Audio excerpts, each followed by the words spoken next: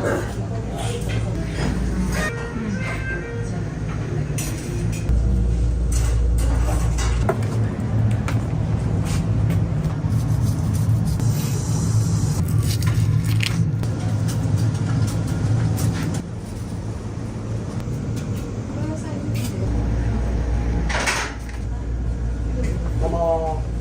ばんは。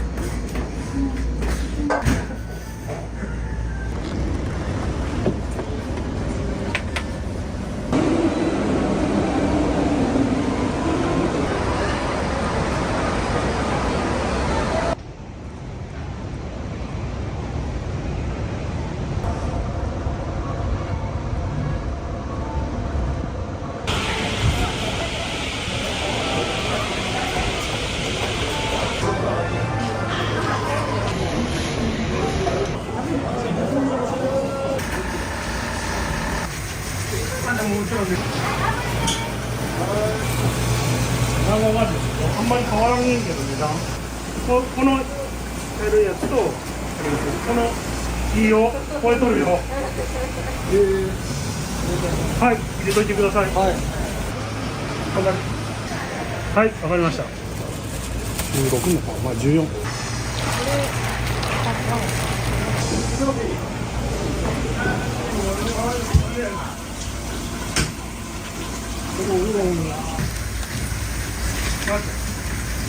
毎日来てます。はい、北陸なんで甘エビとか、あとこっちで取れる地物の魚多めに使って、さっきのマハタとかも輪島で取れたものとか七尾で取れたものとか使ってます。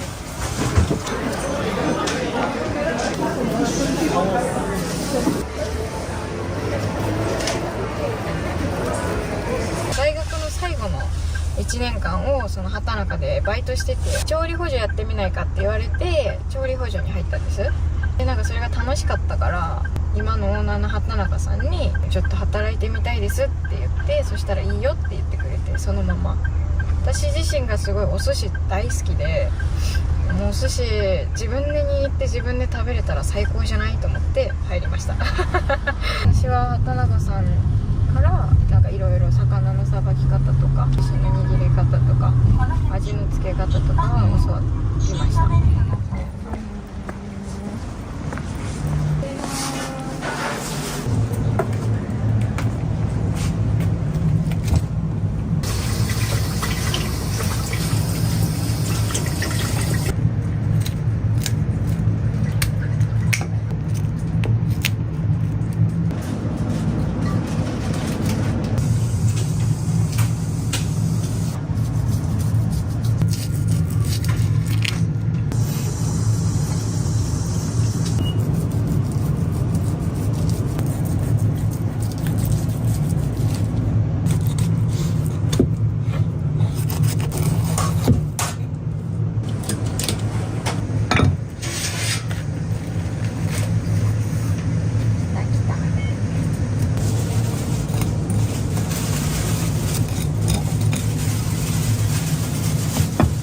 私入社っていうかこう本格的に包丁を持ったのがコロナの始まった年、その年でもうお店も営業できないみたいななって、テイクアウトを1年間だけしてたんですよ、このお店。その時にサバの棒寿司とアナゴの棒寿司をやっとって、延々にサバとアナゴをさばくみたいなしてて、それでさばけるようになった、そんな感じですね。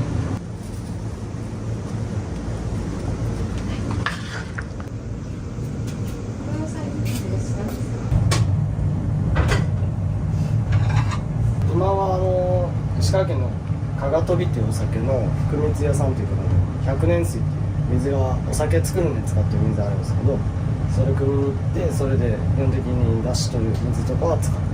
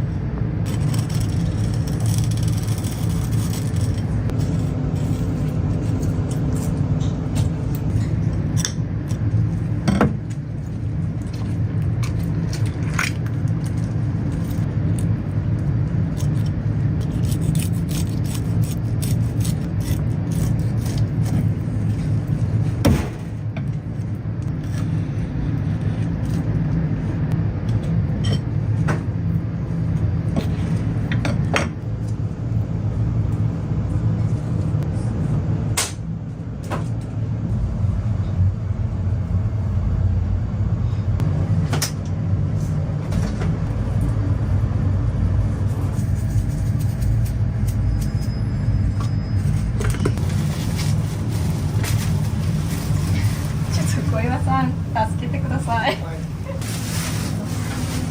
ないわ。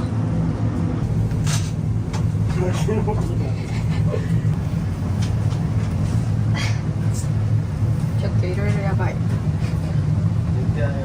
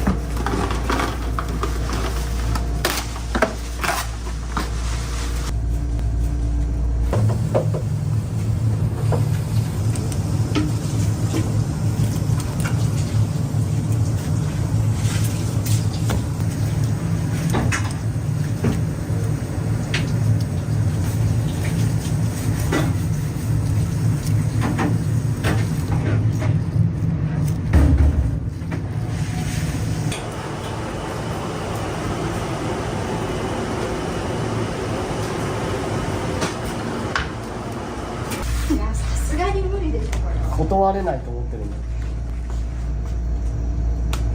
いつもやったら嫌やって言うんやけど。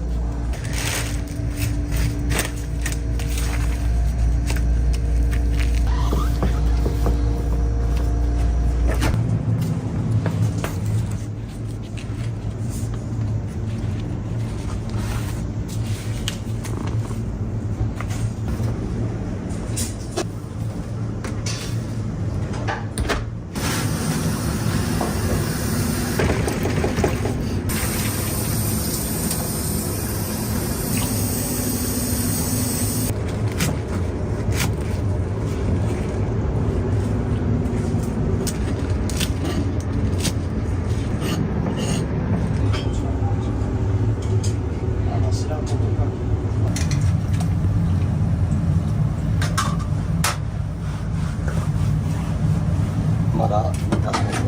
2時間ぐらいかなっていう、その時の出具合にもよるんですけど、今はまだですね。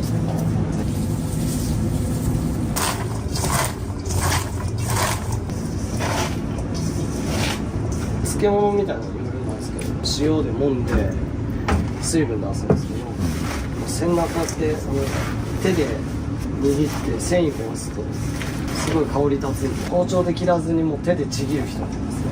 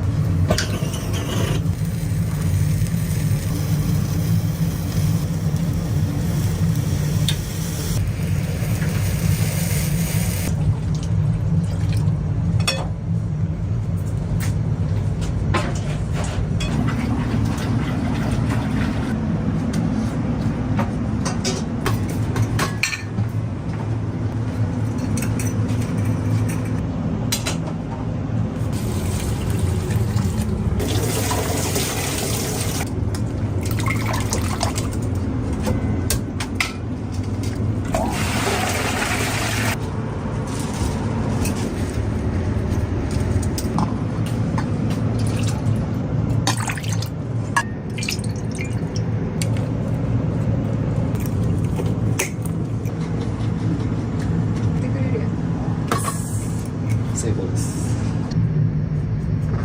これ金沢いいですね。天気以外静岡ってずっと晴れてるんですけど、曇りとか雨とか多くて、それぐらいですかね、嫌なところ。ご飯が全部美味しいですね。お米も美味しいし、魚も美味しいし、海が違うんで静岡と取れる魚も違ったりして、それはすごい楽しいですね。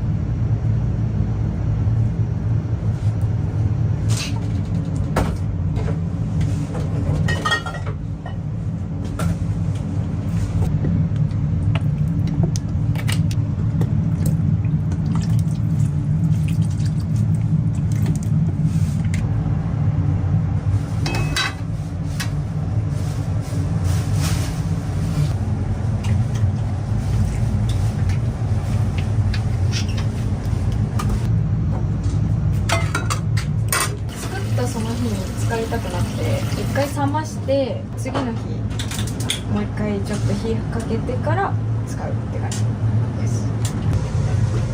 今欲しい。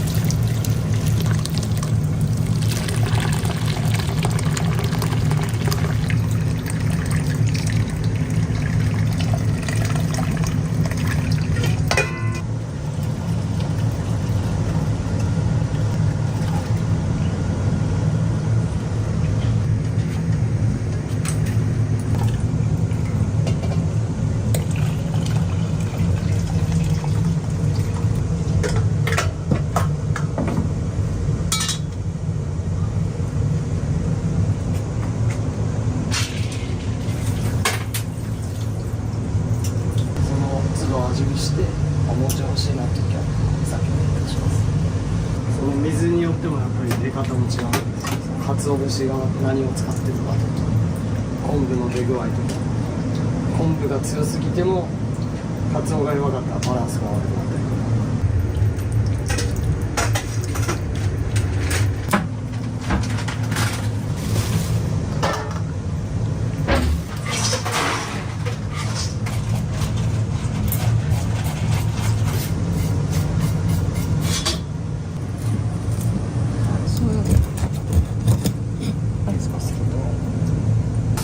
できた当初はなんか外国人をメインにみたいなのになってたんですけど、でもやっぱ外国人メインにしてたらやっぱね、コロナかかった時とかね、そういうことになっちゃうと、地元の人にも気軽に来ていただけるようなアットホームな感じかなって勝手に私は思ってます。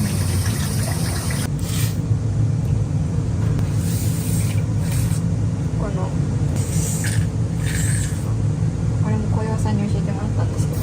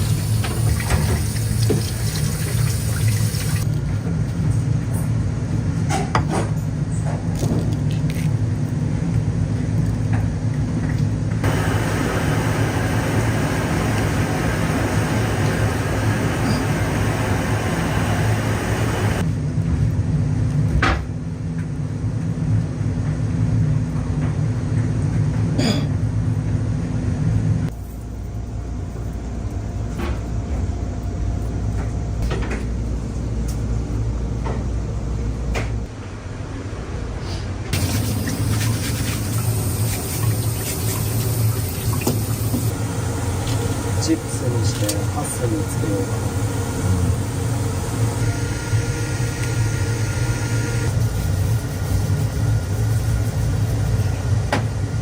危ねえ。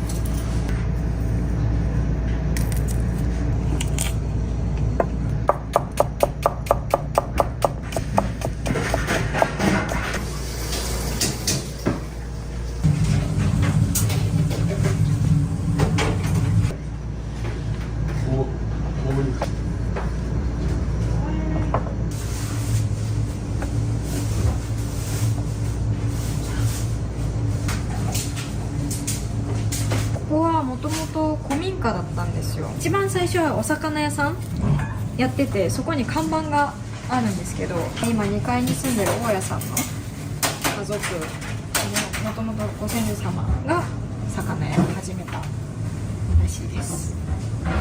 古民家をリノベーションしたっていう感じなんで、土壁だったりとか扉の感じとか梁とか柱の位置だったりとか独特かなって思います。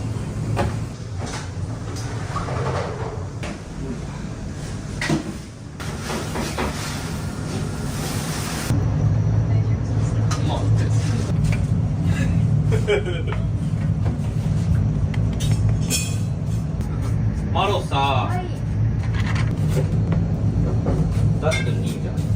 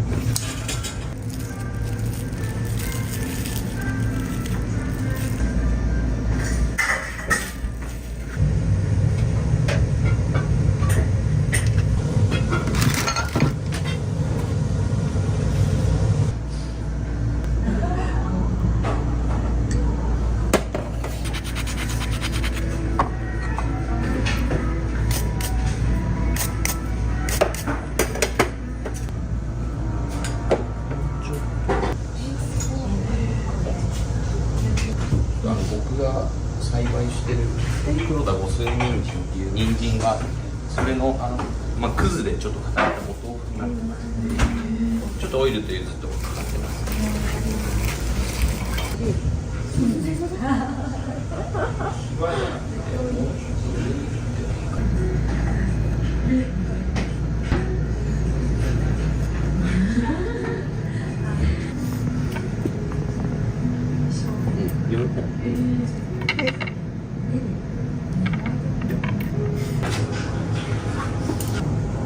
からなんかその野菜とか全然手込んでる。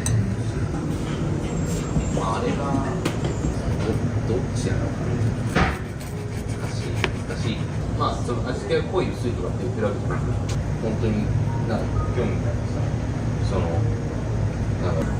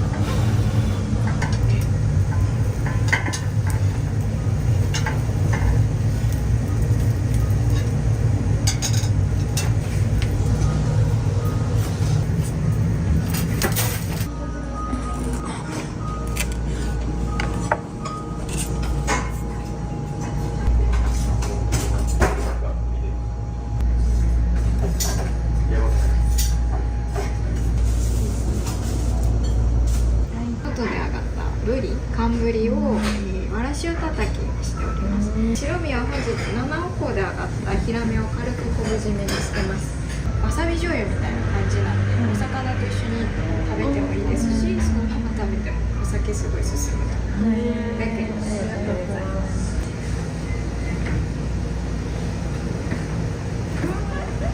めっちゃ美味しい。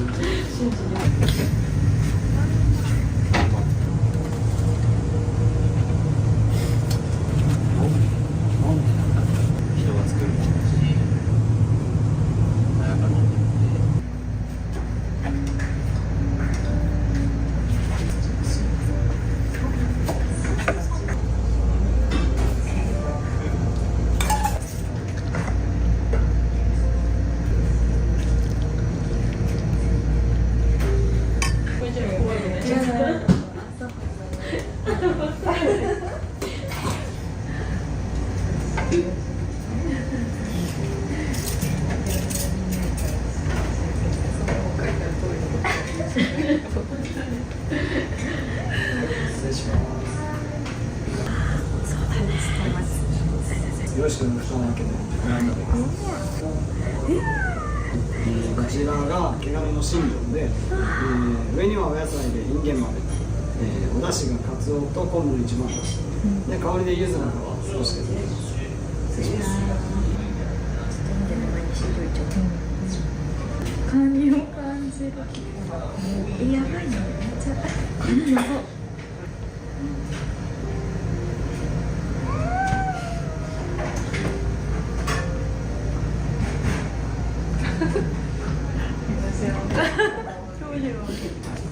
お料理に合うお酒だと思います。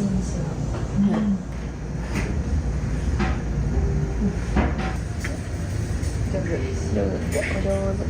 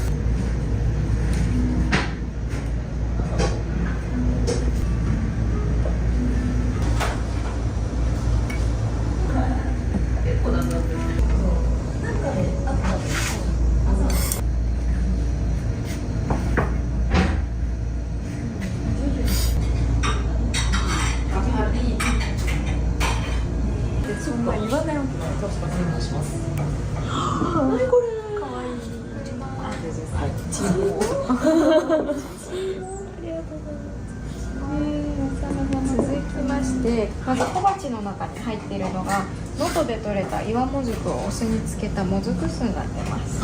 でその隣がお口直し金沢の五郎島って場所で採れたいちごとほうれん草を白あえにしています。詰め小肌の薬味巻きでして中にきゅうり、みょうが、九条ネギ、大葉入れて巻いてます。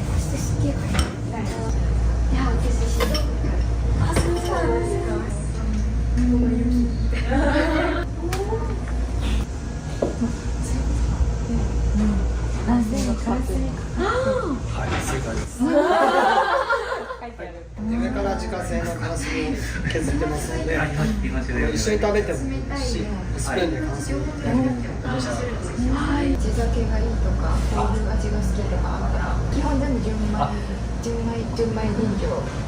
あ、なるほど、はい、純米であれば。あと地酒で言ったら、奥能登の方で作られてるお酒なんですけど、白菊は純米吟醸なんですけど、こっち純米酒で。あ、あんこで、はい、何種類か飲みたいんで。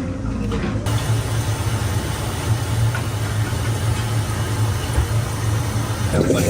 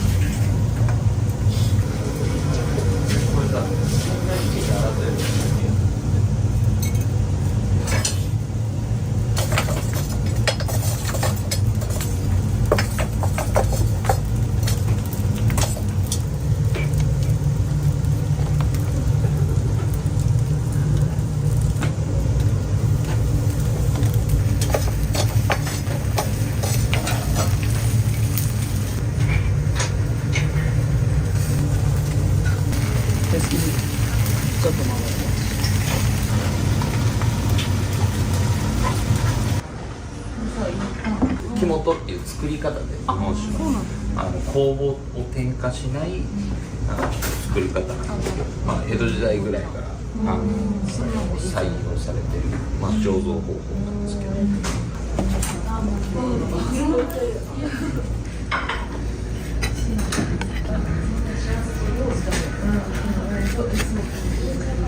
まあ、お味噌を使って本当は澄んでるやつだとなんかしっかりお米の、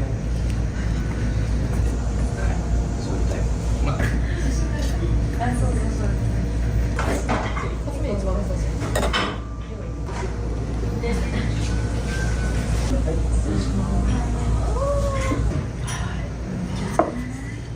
サワラを味噌漬けにして、ソース塗りながら炭火で焼いてます。で手前が能登115石川県のしいたけ焼いたものです。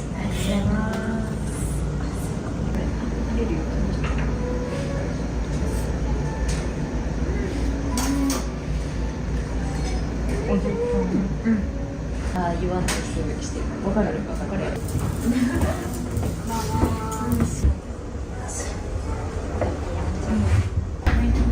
2時半ぐらい来る。はい。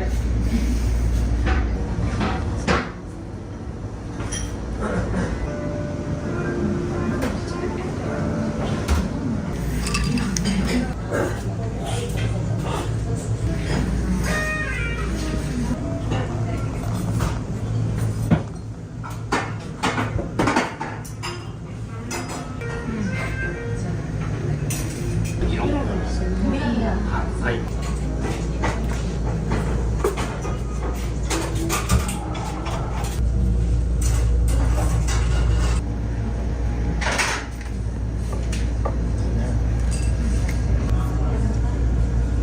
こんばんは。こんばんは。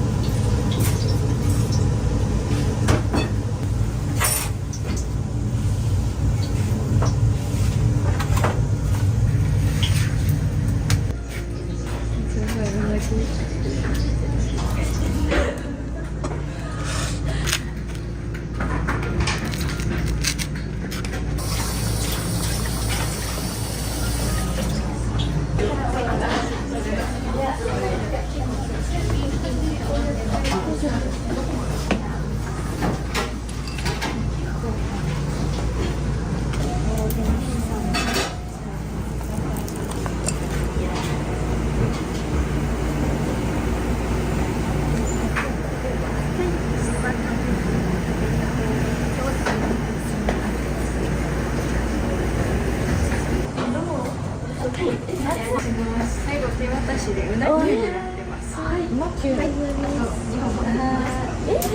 しそう。いただきます。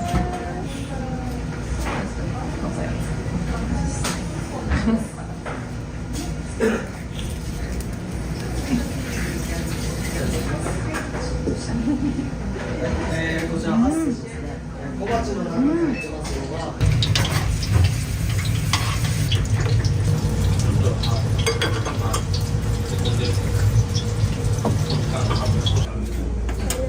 はい。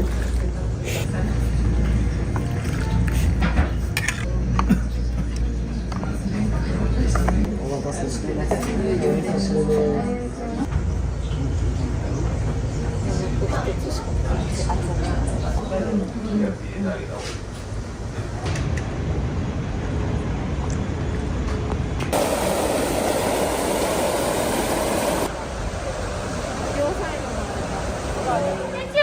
体の中に血液がそのまま残るんで、お寿司できる人めっちゃ多かったんですよ。で、私お寿司できなくて、マグロのこう鉄分の味しっかり感じるように、やれないことをやれるようになって、お手伝いしましょう。嫌いなものないですか？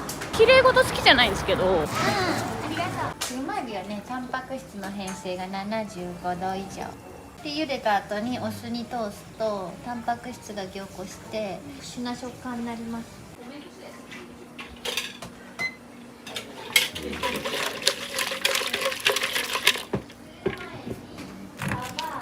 うまいびですね。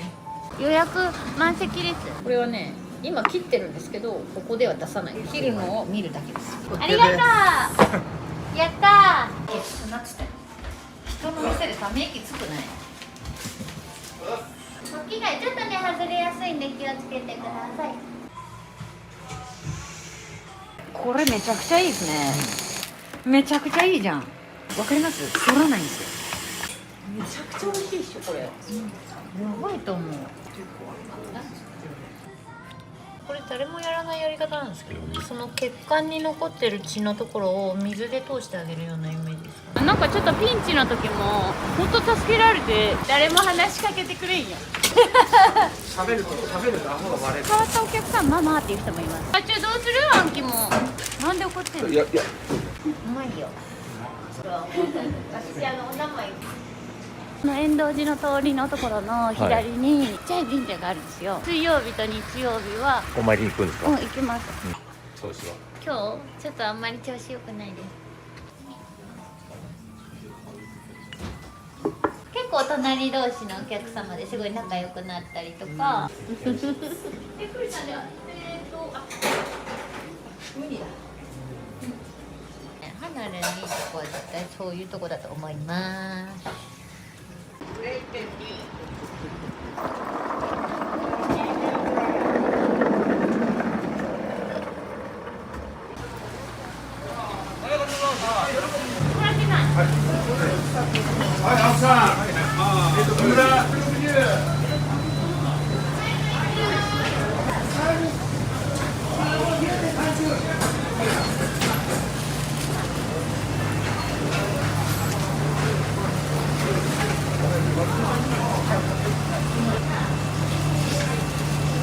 青木？うん。あ、違う、モンゴでしょ。あ、モンゴ？うん。あ、本当だ、モンゴだ。毎日来ます。小アリもあるし、あれもある、セイコもある。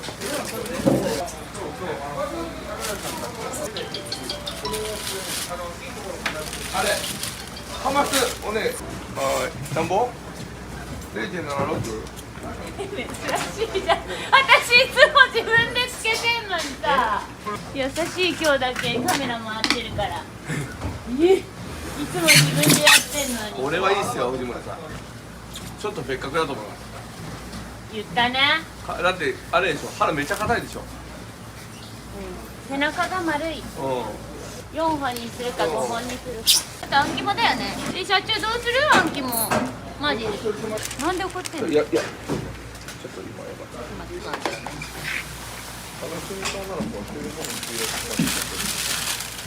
まあいいや、かけいいか。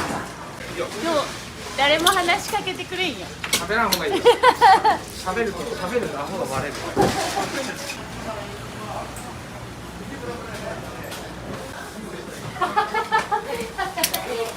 じゃあ、日本の映画から持ってきてます。あっちのセリが日本で一番早いんで、だから早く入るから早く来れるんですけど、片道250キロ。金沢からここまでですか？はい。すごいですね。で当日の朝取ったものを当日持ってくるっていうので、ははい、結構種類も多いし、やっぱこの時期は特段いいですね。白身だけで20種類ぐらい。はい、そうアイテム生だけで言っても100近いアイテムあるので、売り上げはいいです。はい。全国の皆さん、いいお魚あればよろしくお願いします。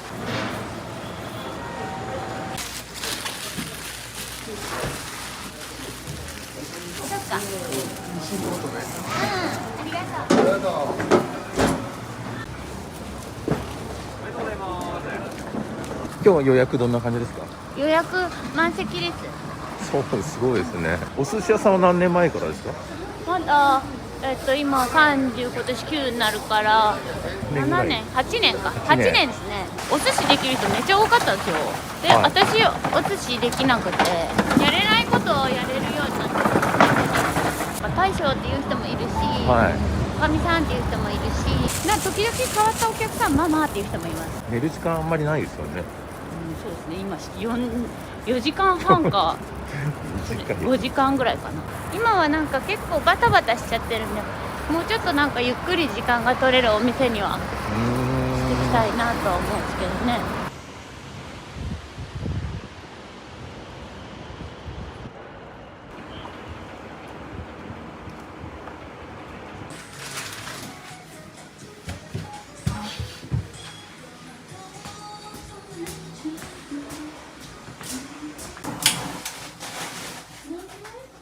昆布と、厚削りの鰹節をもうあと60度ぐらいの温度でじっくりと出汁を取るって感じです。大丈夫です。新聞も初めて。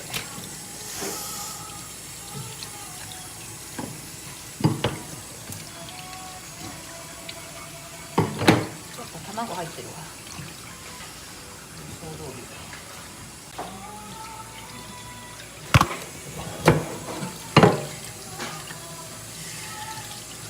絶対欲しい。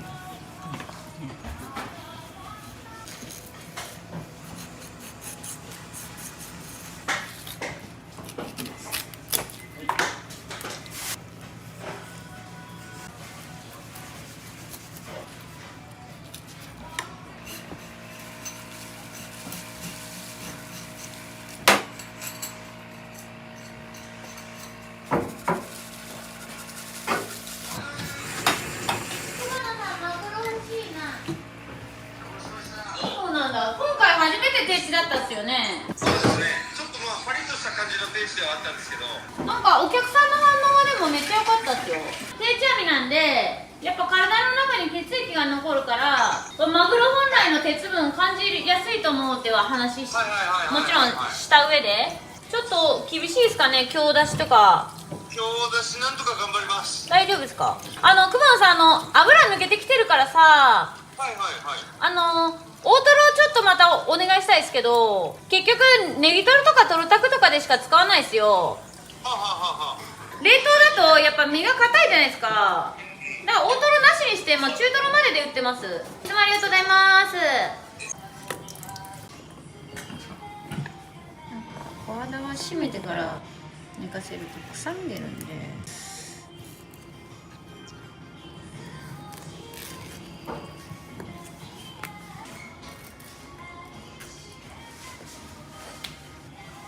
普段はもっと大音量で歌ってますよ。カラオケ来てんじゃねえかっていうぐらいの。な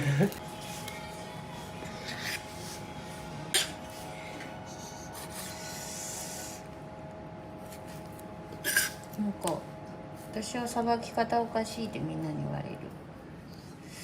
そんなことに関して。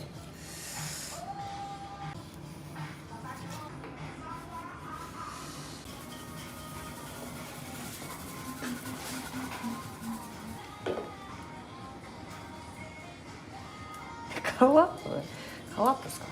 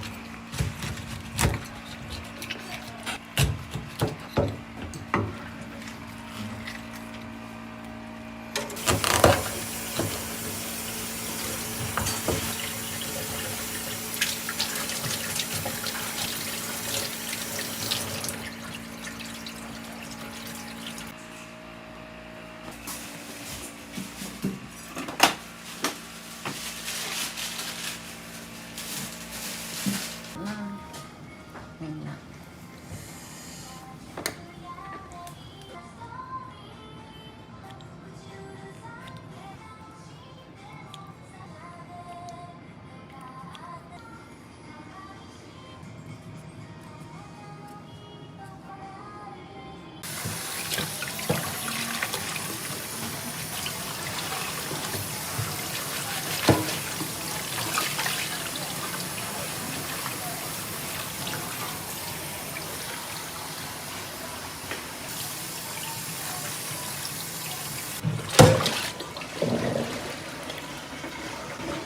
乾かします。乾かしてからこう血管さっき開いたじゃないですか、ここに水道の水を入れていくんですよ。今こっち側膨らんできてるじゃないですか。これ誰もやらないやり方なんですけど、肝臓って造血の臓器なんで、血抜きって言ってみんな当て塩する人とかいるんですけど、塩を当てても、これ分かります？ここからすごい出てきてるの。塩を当てても別に血は抜けないんですよ。その血管に残ってる血のところを水で通してあげるようなイメージですか。あん肝の中ってやっぱ血まみれですもんね。まあ軽く通しただけでもこのボウルの水こんだけの色になってるんで、ここはもう水通ったらここ分かります？あん肝がクリアな色になる。綺麗になってますね。さっきまでクタクタだったところが完全にパツパツになるんですよね。ほらここは綺麗で、逆に反対側から押し出して血が出てくるんですよ。こうやって圧力がかかるんで、若い子があん肝とかもガンガン食べてますもんね。かなりあん肝多いですよ。あん肝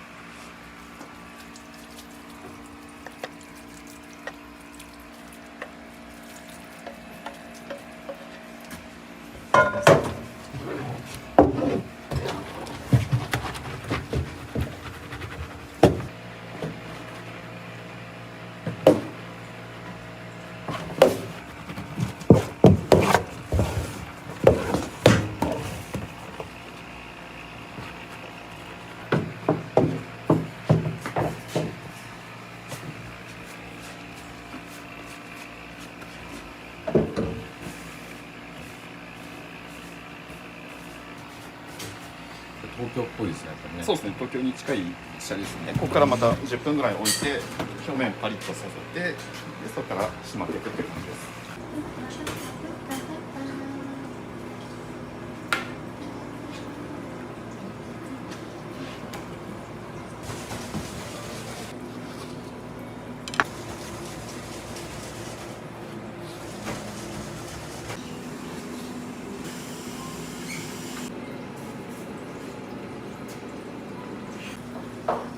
結構こっち真っ黒ですね。まあ中から黒くならなければね、問題ないです。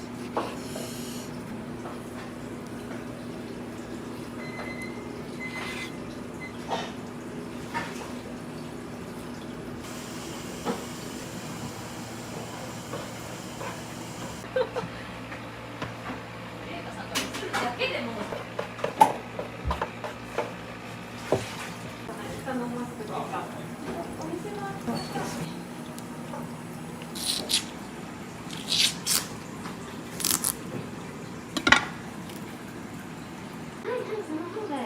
ごゆっくりとしてできるかと思いますので。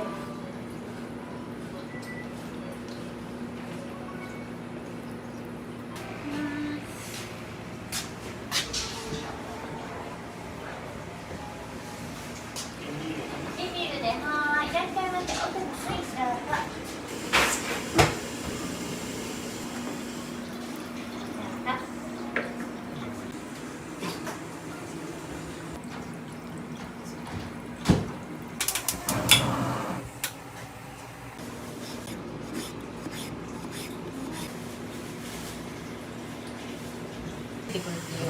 困っちゃうですよね。嫌いなものないですか？めちゃくちゃ緊張するんだこの距離。今日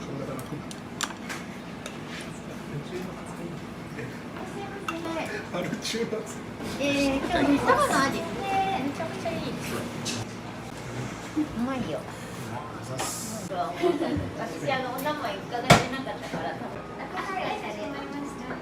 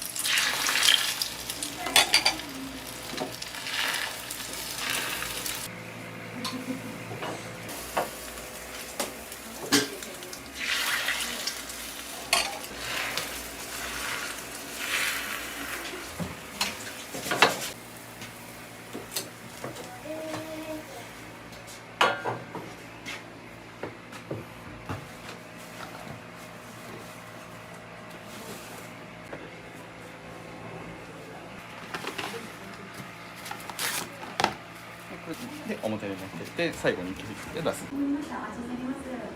休みの日にも同僚の人とご飯食べるってことですよね。すごいじゃん、めっちゃ仲いいじゃないですか。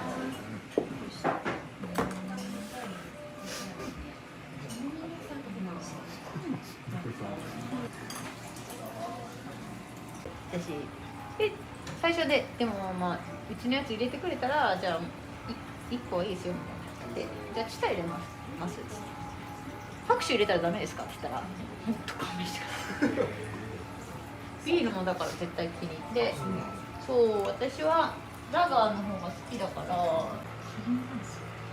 うですねもう反対です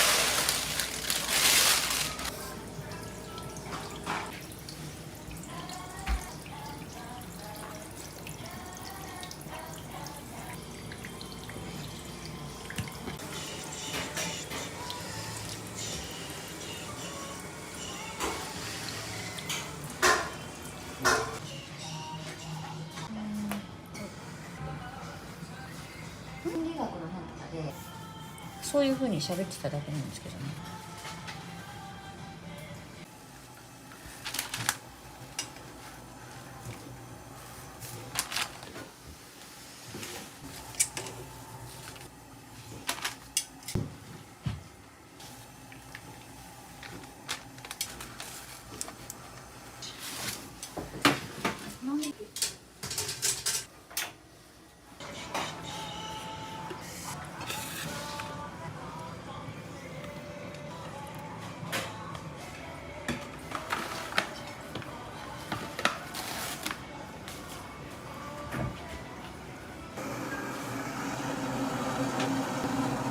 がようです。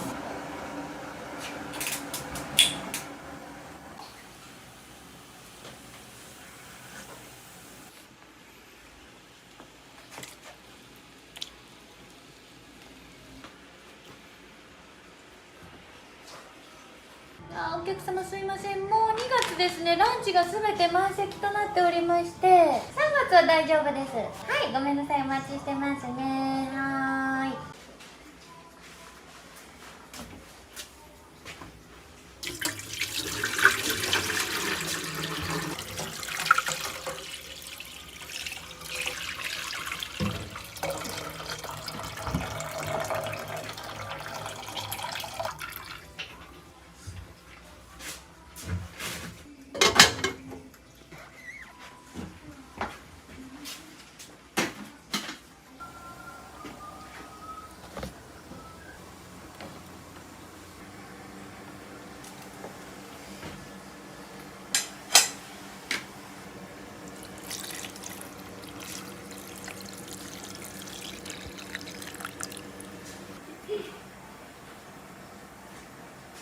なっつって人の店でため息つくね。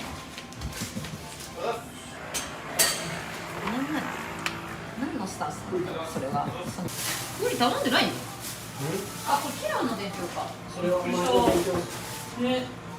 あ、今日の伝票まだじゃあできてないってこと？どんだけ濃いと思ってんですか、そのい中身。やいやいや、こっちはこの間朝の8時から夜中の2時半までやってる。変わりましょうよ。変わりましょう。大丈夫ですよ、俺居酒屋の店長です。せっかくその気になる。その気になる。や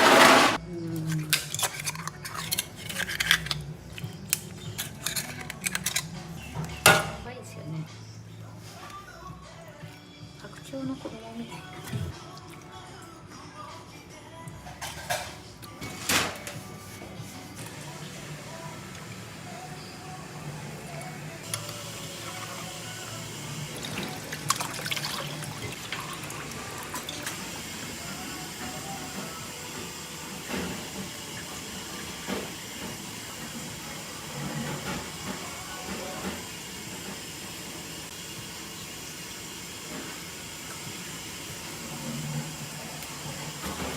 それ以外はその色をどんだけ黒くなんていうんですか、剥げさせないっていうんですか、その黒い色が。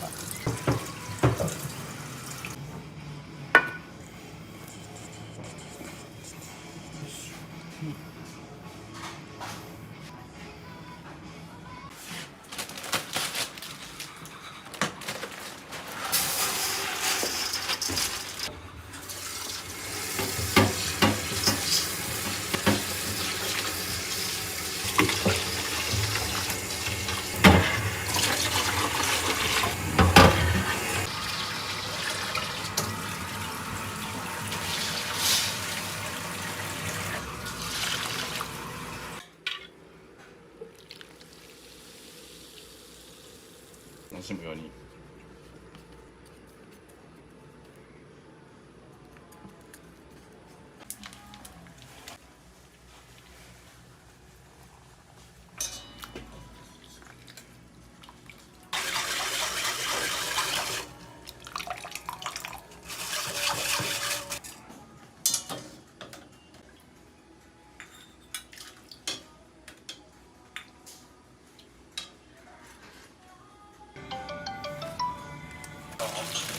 なんだよ、ハードル下げんなよ自分で。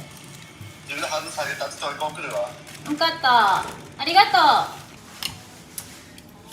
れか、炭がさ、それハマって、それハマって地元あそこの魚屋さん漁師のやってんだから。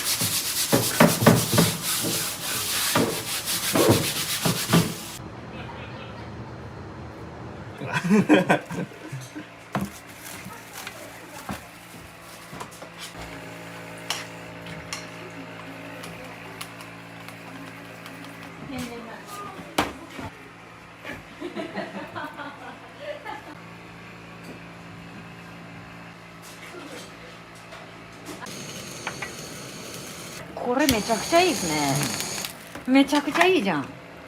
わかります？反らないんですよ。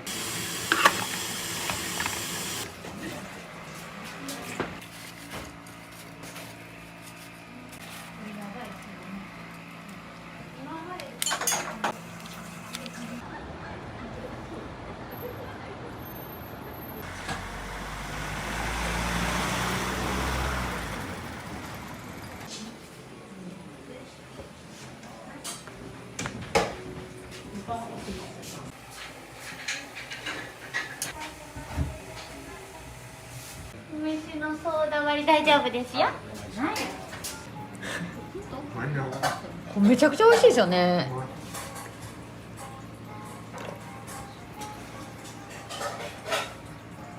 めちゃくちゃ美味しいでしょこれ。やばいと思う。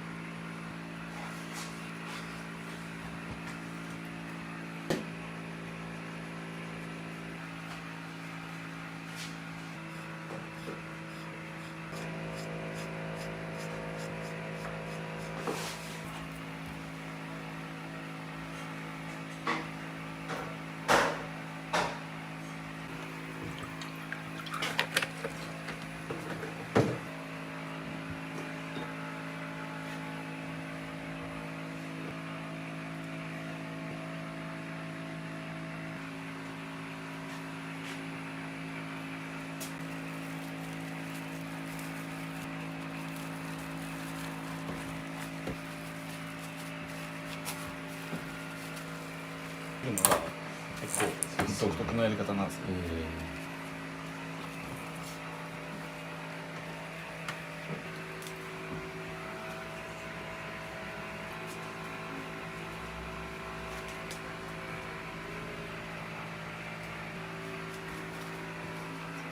初めて見ました。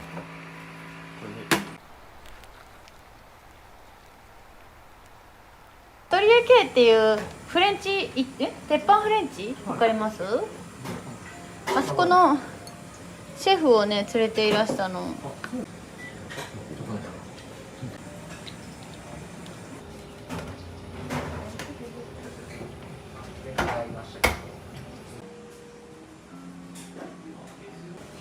日曜日休むとお客さんからめっちゃ電話かかってくるし。減ってくるのが美味しくて、だってちょっとなんだけどさ。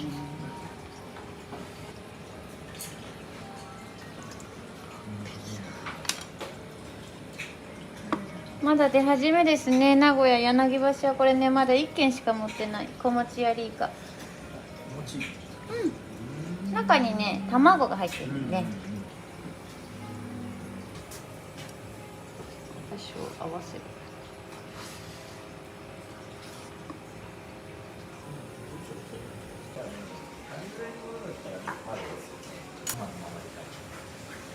あ、わさび OK？ OK。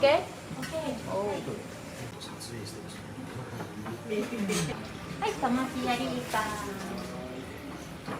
水分も取ってない。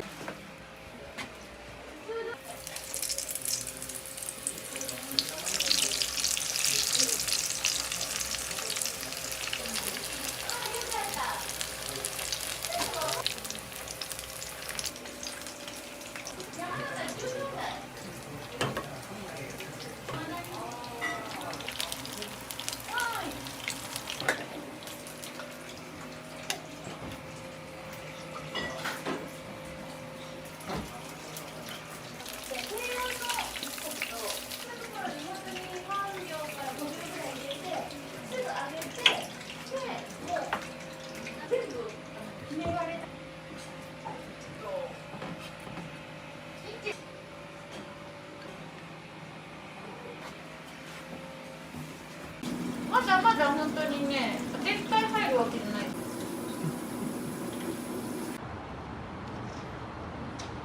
14台はほとんど生酒なんでね。そうですよね。おビールで、はい、かしこまりました。14台はね、一月に1回1本しかいただけないんですよ今。それをいただいてるわけですか。そう。旅の目的は？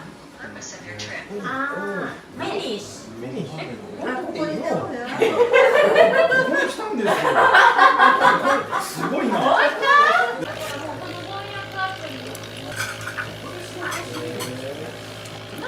ブログに今載ってたのが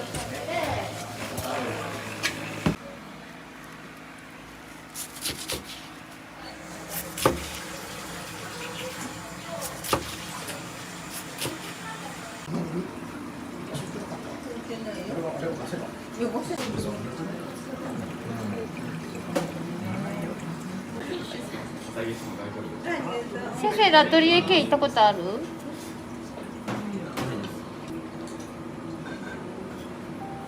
マグロはね、今日うちオープンして半年になるんですけど、始まって初めての定置網。定置網はね、マグロが好きな人が好む。定置網は体の中に血液がそのまま残るんで、マグロのこう鉄分の味をしっかり感じるような。はい。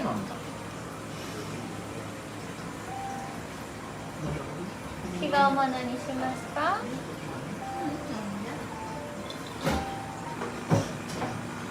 はい、いかがですね。豊浜のね、ノンフォーイカしますんでね、そのままお召し上がりください。漬けですね。やってもらってるんですか？先生、なんかめちゃくちゃ儲かってるらしいじゃん。聞きましたよ。聞きましたよ。マッカレルってあれじゃない、ヒラメじゃないですか。ですよね。ですよね。そうです。はーい。き貝です。これメニュー表には書いてあるんですけど、ラッコが食べてる貝ね。ホッキ貝ちょっとね外れやすいんで気をつけてください。ホッキ貝ね。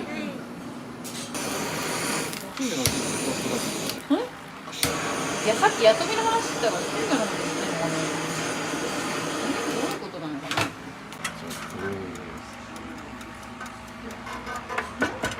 ですね、金目鯛。これ3本に先1本ぐらいしかいらない。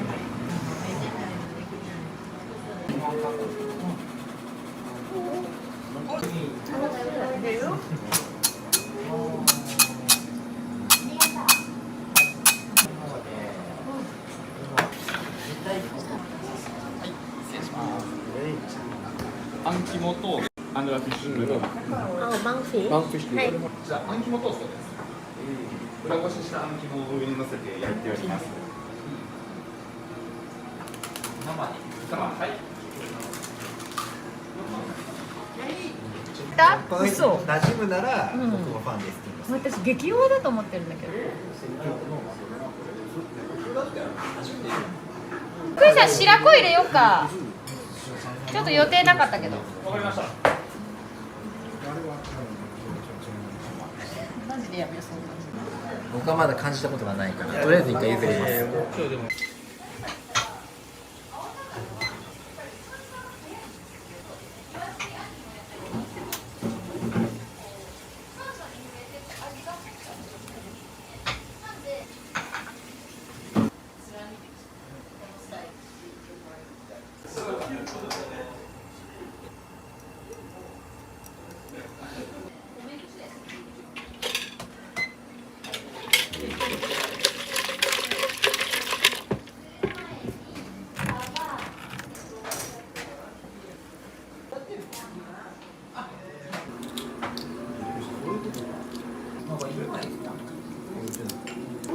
この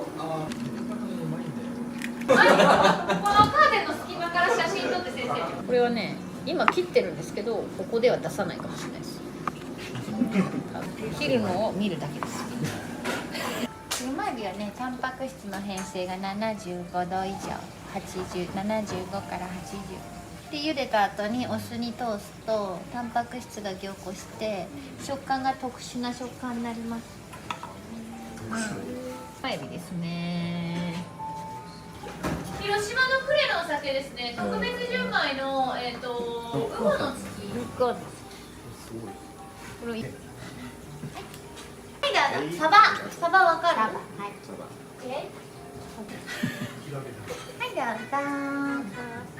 どうぞ。そう両方とも入れなかん。大将ってあった。大将としか呼べなくて料理長が正しいって言います。私のこと。あ、あ、この人変わってるなーって思う瞬間ですね。もう。シェフってことですか？シェフはない。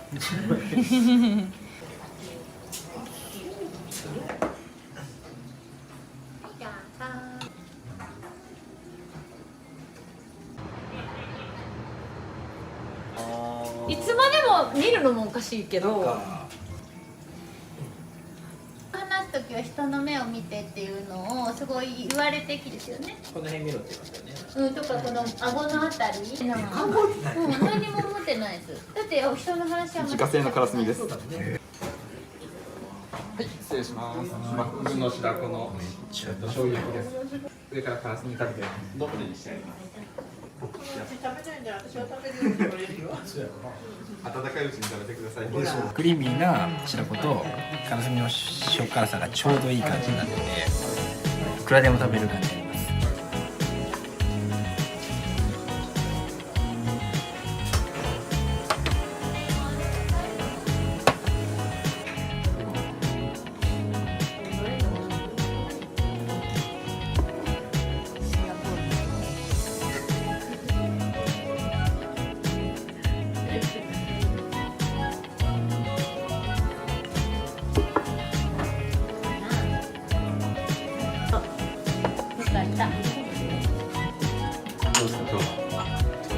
今日ちょっとあんまり調子よくない。そうなんですか。なんで。トークが。以外が食べたいなですよね以外がいいなですよね以外ではないと思う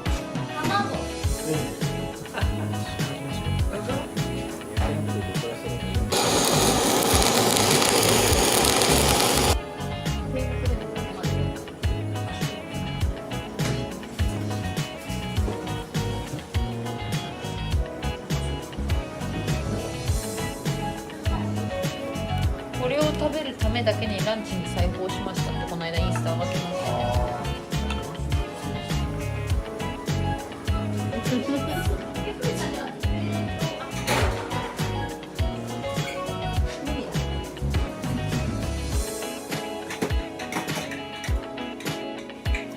なんかちょっとピンチの時も本当助けられて、私あんま綺麗事好きじゃないんですけど、この遠藤寺の通りのところの左にちっちゃい神社があるんですよ。この神社はね、市場行かない時は、だから水曜日と日曜日はお参りに行くんですか？行きます。日光の本店はだいたい8名とか、8名って結構そういうのあんまないんですよ。でも6人だとなんか結構隣同士のお客様ですごい仲良くなったりとか、そういうのめっちゃいいですよね。そういうとこだと思います。誰も言ってくれんから自分で言うわ。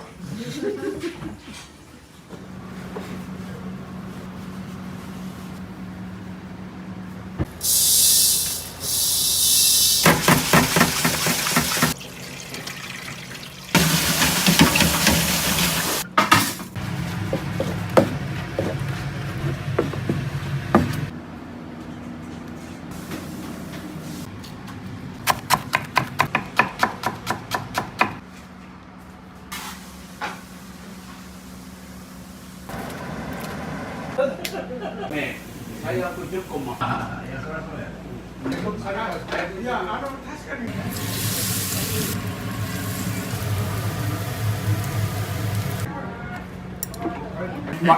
ああ、やっぱりね、いやいしょ。今の足。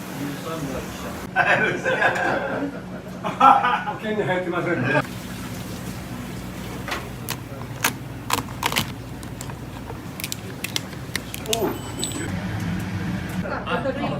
本当。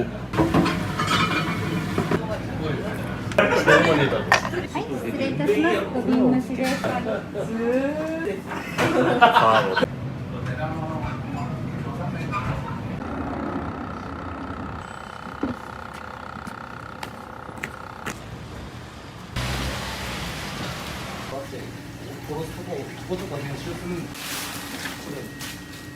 はい。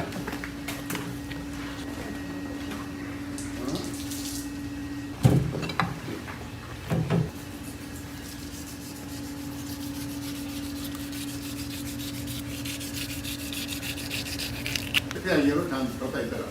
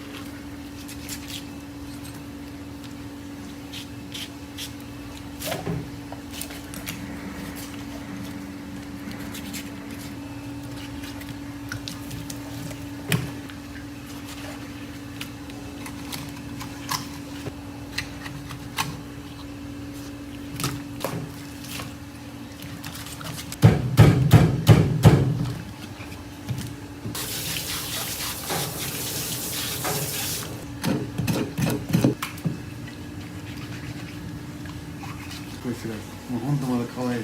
こんな可愛らしい。ちっちゃいですね。ちっちゃいちっちゃい。ほんでこうなります。ああ、そうなんです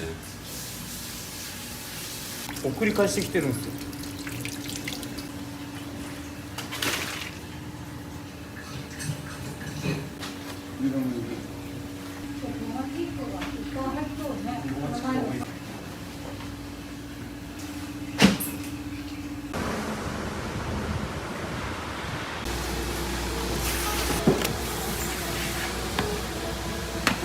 これいいやん。はい、5800円って入ってる。安いやん。はい。これ9000円って。今日すごいでかいです。唐津ですか？このゾウリエビとなんていうの？ゾウエビと、毛ガニ。あ、毛ガニ。はい。バルタンテージだね。今アサリ少し残ってる。大きいよ。ハマグリと、はい。ゾウリと、はい。毛ガニ。はい。とハマグリ何個ぐらい？うん、ハマグリ10お願いします。と石掛け貝を10。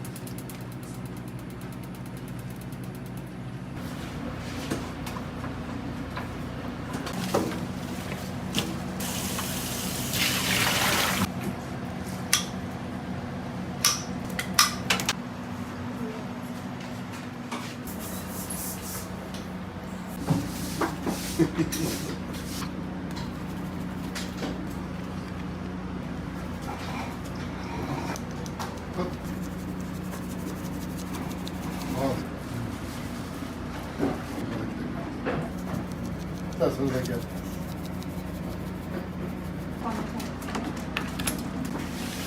これ全部塩そうでいいの？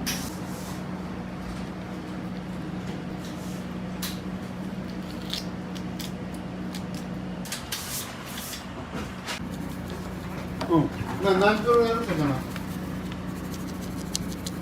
魚何時代にするかな。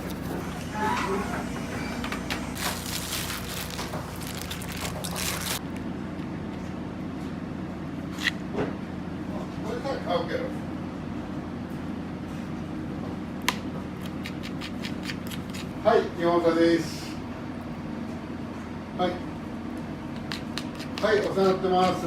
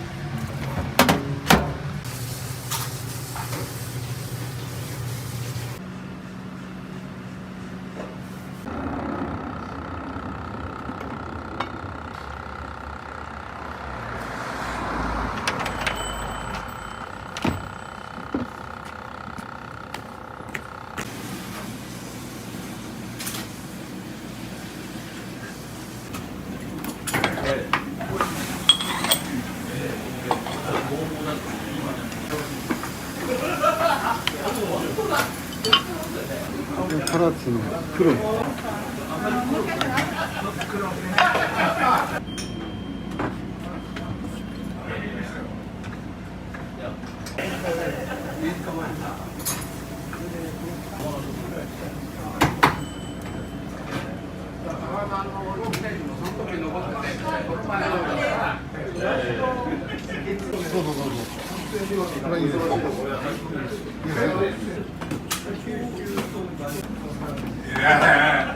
山形正宗なんかもはいはいお願いします。ボタンエビ。エビね。アラ、タチウオを炙ってます。カツオ、はい。とタイ、トロ、でアオリイカの上に唐津の赤身をのせてます。どうぞ。タチウオの炙る。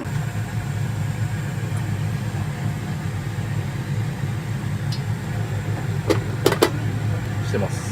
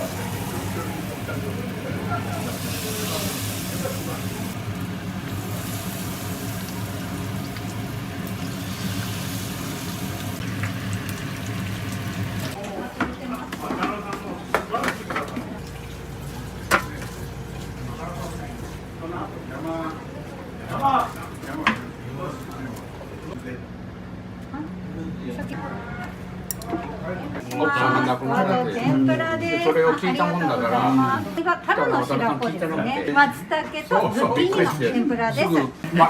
ああ、やっぱりね、いい味してる。今の足でも吉村。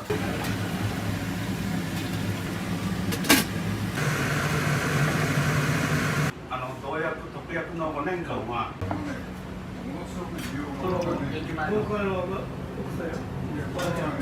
支払いが分かった。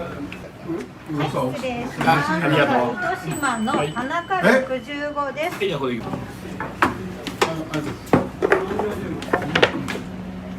あれびっくりしたんかな。それで買いに来るね。で買ってみたい。いやいや。それから話をしまして。はい。いないと。から。その場合の負担は本人。保険に入ってません。可能性がある。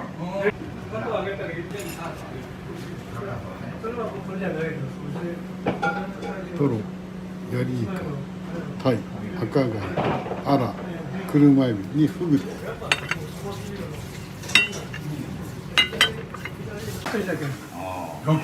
はい。熱いのでお気をつけください。はい、どうぞ熱いですよ。美味しいわ、これはまたうまい。もう小田の赤字は大好きなことやられるんですよ。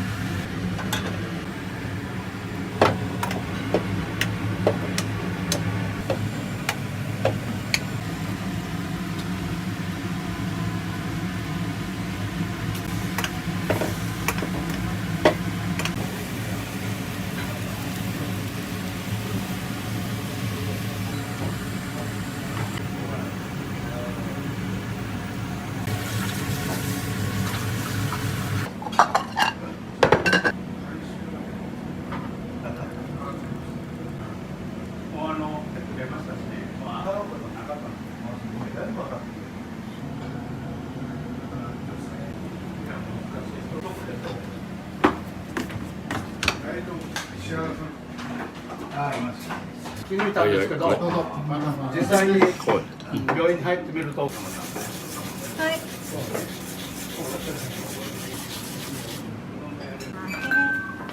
先のお料理の分ですね。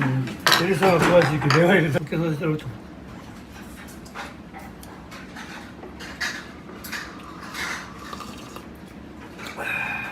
美味しい。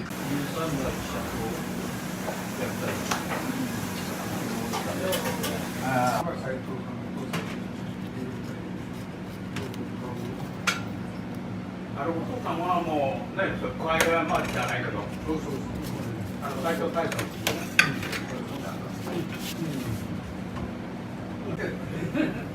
そうですよね。北海道なんです。いや、来年麻雀大好き。そう。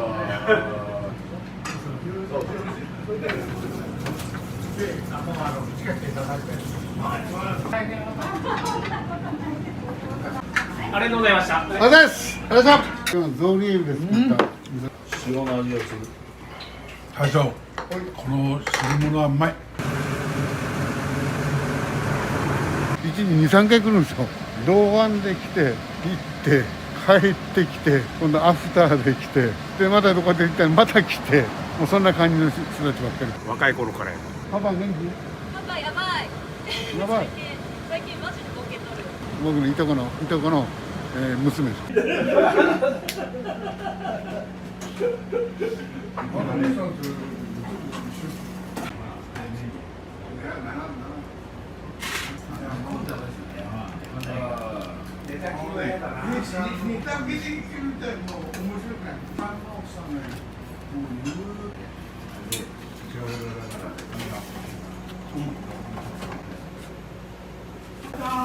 いつも家でやってる。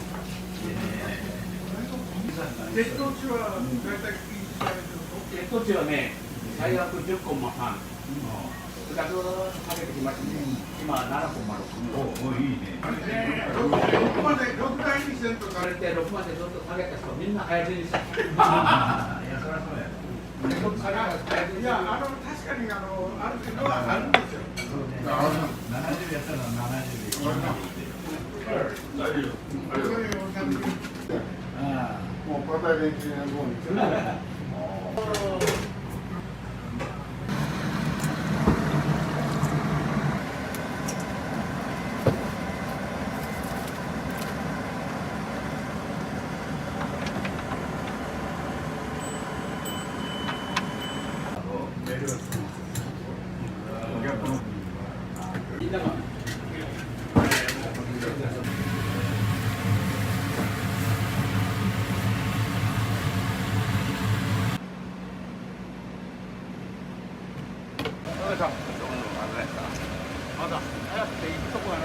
ああ、そうよね。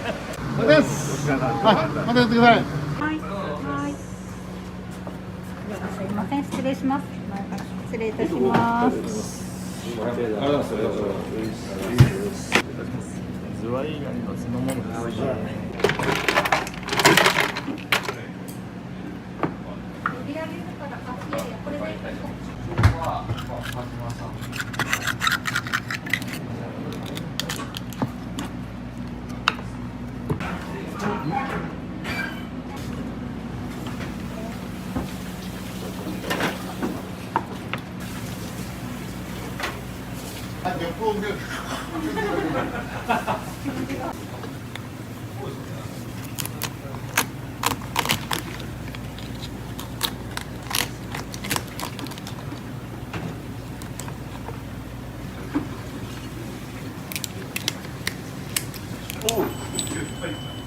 いらっしゃいませ。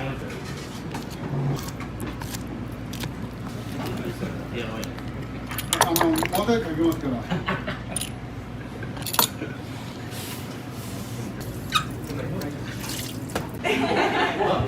ああ、俺そんなにするんじゃいい。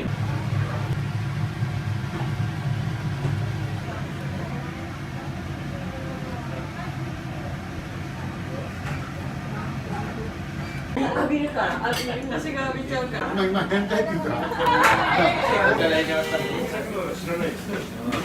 寂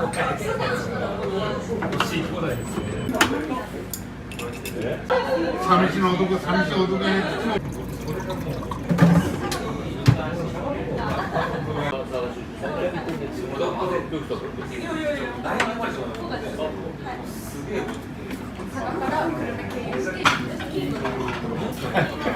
みんな褒めてあるけど、効果はいいです。いろいろ買いますよ。20キロぐらいですね。20キロ。まずは、まあ一般的なクエとか言いますけど、アラのお刺身ですね。はいです。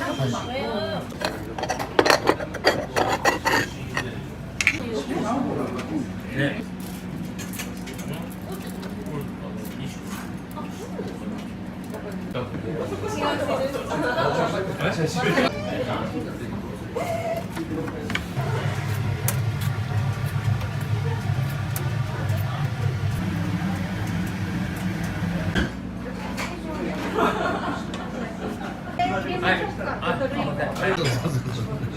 ほんとほんと。マジで？うん、ほんとほんと。じゃあ日本酒飲む。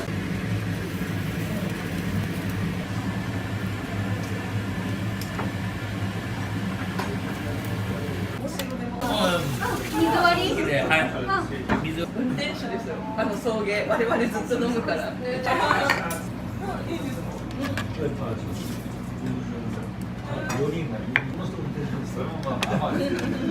だ？運転手やりました。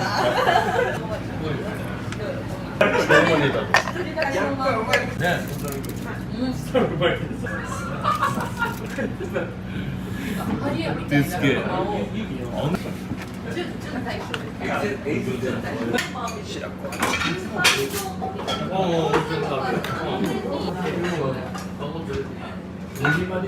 会長、もう一回お願いします。身内なんですよ。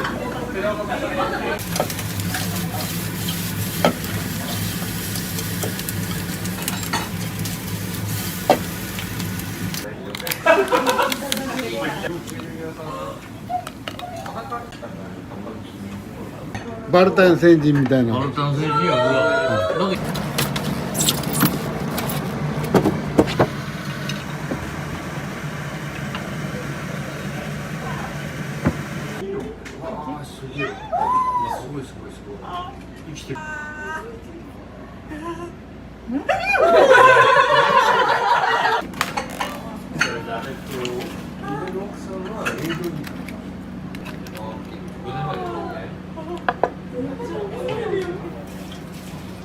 はい、お願いします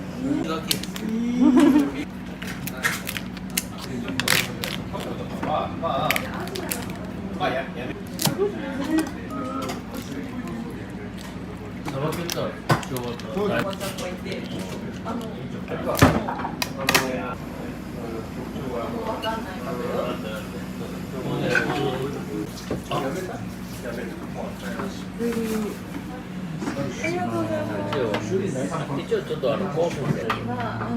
それでまさに今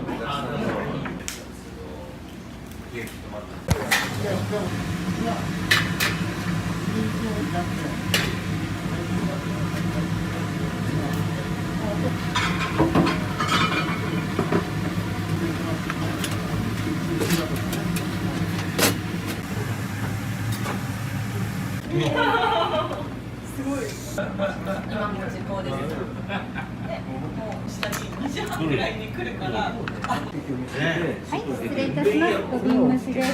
失礼いたします。どうぞ。ちょうど着いたんで、いや、ちょうど。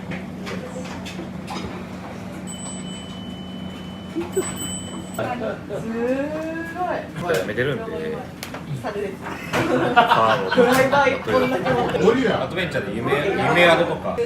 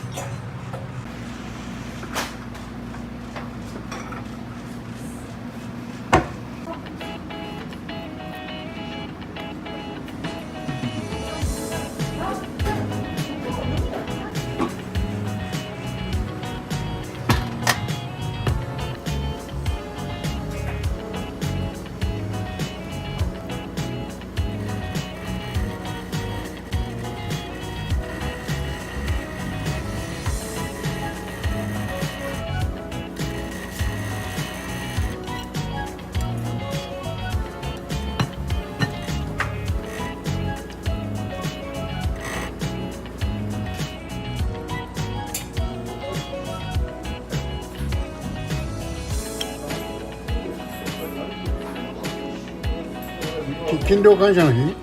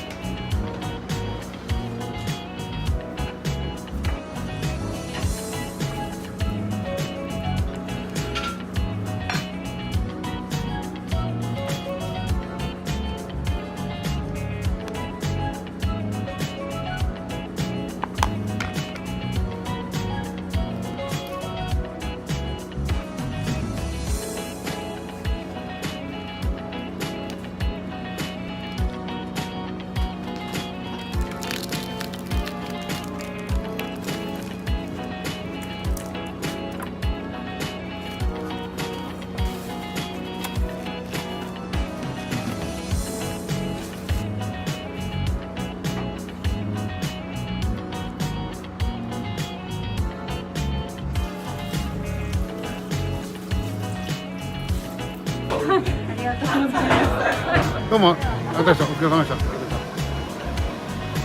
あ月曜日。おはようございます。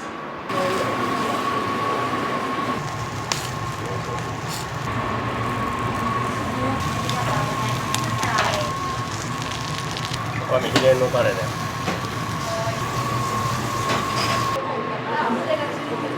やっぱりそこ分かるんですよ。美味しいのはやっぱこっちで。めちゃめちゃ美味しいです。おいしい美味しい。まだこれおかゆ浮きもある。いきますね。はい、チーズ。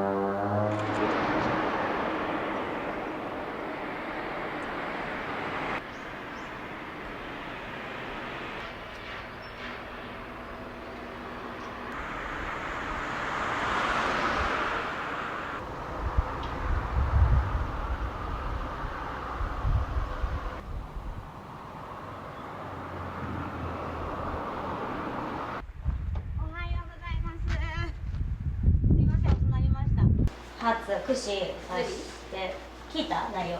いや聞いてないです。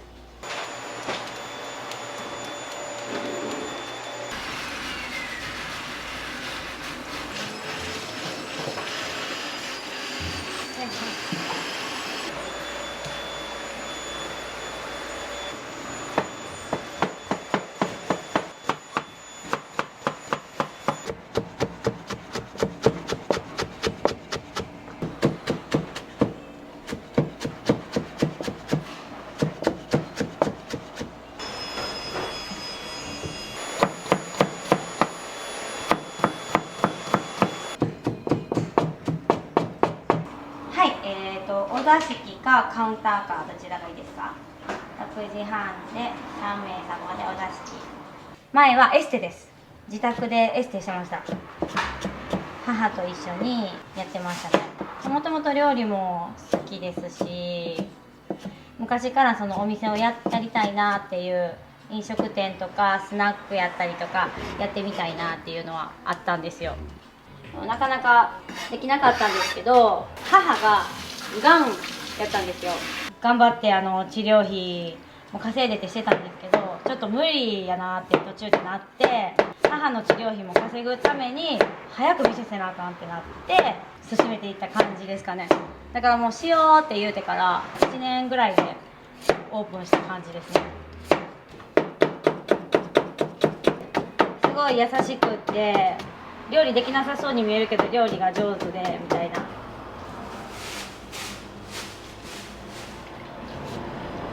これは釜飯の具材です。おはようございます。ごめんなさい、昨日取りに行くの忘れとってごめんなさい。今から取りに行っていいですか？行きますねじゃあお願いします。2時とか3時からでもいいんかもしれへんけど、バタバタするのが嫌で、子供の起こして準備して学校を送り出さなあかんから、6時には絶対どんなに遅くでも起きなあかんから、そのついでに仕事をしちゃえみたいなで早めに終わらしてで子供が帰ってくるじゃないですか。その時間折れるから、早い時で8時ぐらいから店やったりします。インスタのライブしながらとかやってますね。主人が焼き鳥が好きで、週に3から4はずっと食べに行ってるんですよ。最近その高い焼き鳥が流行ってるじゃないですか。そういうの食べに行った時に衝撃やって、めちゃくちゃ美味しいってなって、こういうのしたいってなって、でまあタレもやっぱり自分の好みにしたくて全部一から作って、ほんまに探り探りで経験もなかったんで。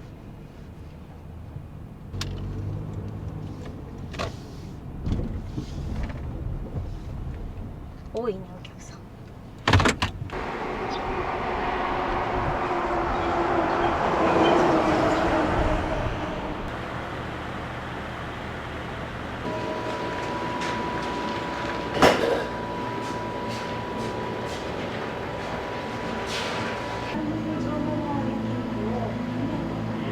あの1パックで200と300ミリ。あ、そうな。じゃあ300。昨日慌てて切ったのに。ごめん。すっかり忘れとった、ほんまに。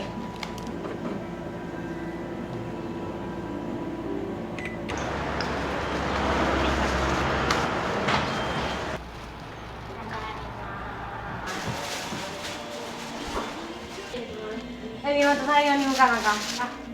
前97匹向いたから、一人で。玉ねぎはやりました。もうやったん？早っ。もう来そうですけどね。10時半。ふんだんに使います。これが美味しいんですよ。今日は出来たてができるな。うん。そこを避けて入れます。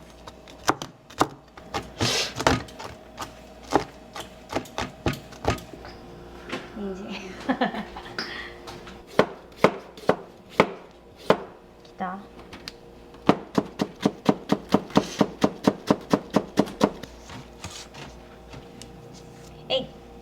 お客さんってどんな層の方来られるんですか？結構ファミリーも多いですし、会社での方も多いですし、若い子も来てくれるし、結構幅広く来てくださいますね。まあ、おはよう。おはようございます。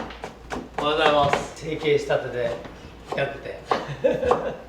39歳なんですよ。見えないでしょ。なんかこけて見える。そう、ここが上がったから、ここがこけたらここにまたヒアルロン酸打たなあかん。映らなかったら大丈夫。めっちゃかけてるわ。よ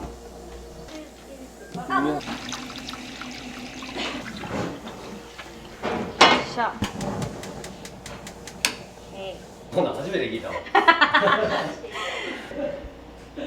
か笑いたいのに笑え。ついとんか。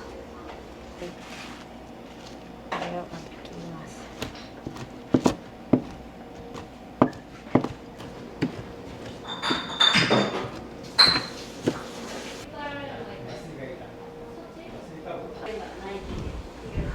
オッケー。です。よいしょ。これがせせりのミンチ。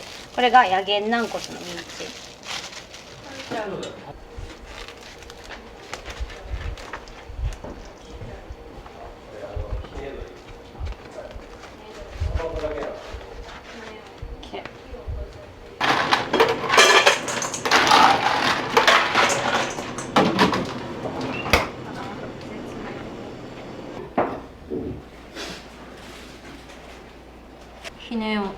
火を通しやすいようにするためにちょっと開いて、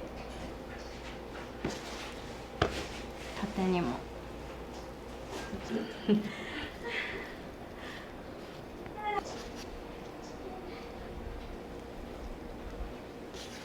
これを何枚もします。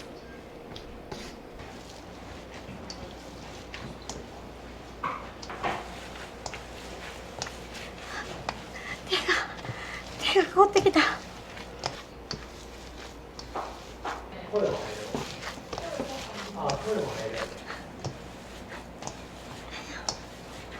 してでも10万人にフォロワーしたいね。干し椎茸と白味噌。これもね、この白味噌が美味しくって、味付けはこれだけです。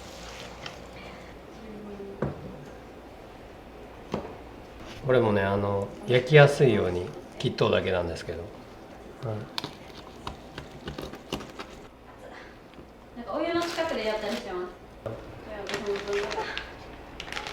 これ今日の分ですね。これで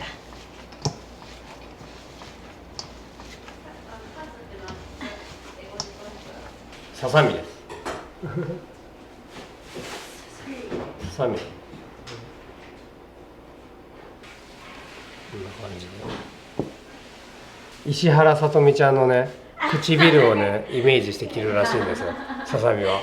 そしたら一番ええ感じのサイズになるらしくて、YouTube で見てなるほどと思って。よ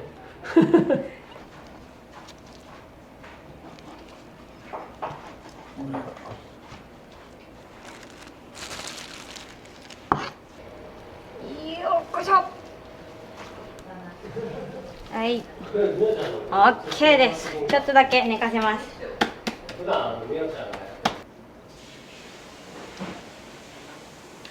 この初元をつけたまま、これうちの初はここつけたままするからめちゃくちゃ美味しいんですよ。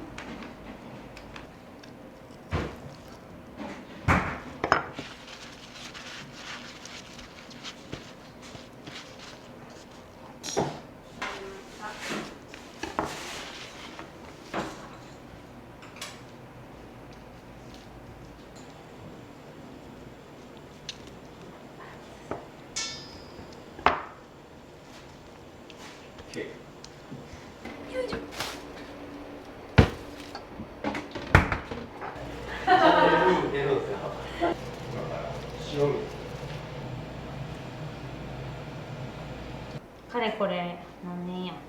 10年ぐらい。10年ぐらいか。長いですよね。うん。13年ぐらい。ぐらい。長いですね。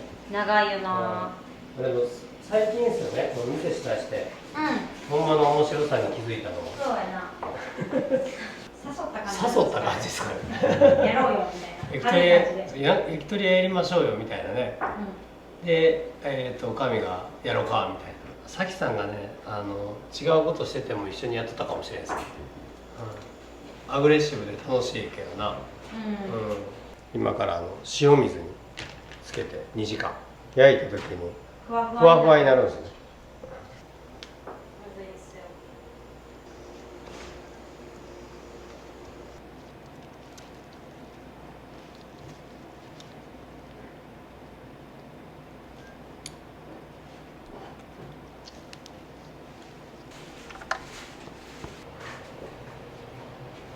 これはちょっと食べた方が無理で。じゃあ3。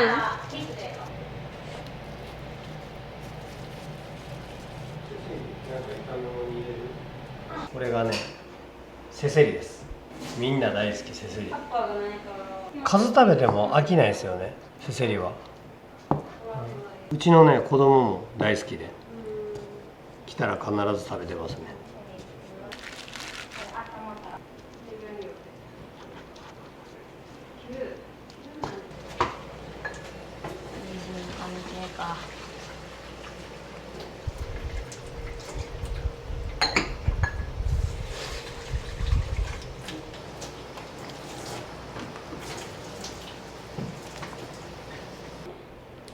11時24分。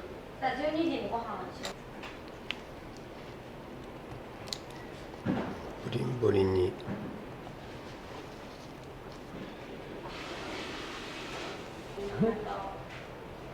ブリンブリンなんですよ。TikTok が5000人かな。なかなか増えない。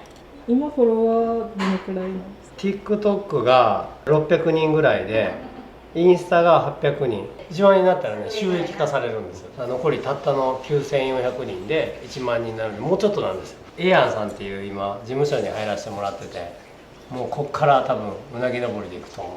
名前はね、まんちゃんでやってます。ライブもね、ほぼ毎日してるんで、取引のね中でライブしてるんで、見に来てくださってほしいですね。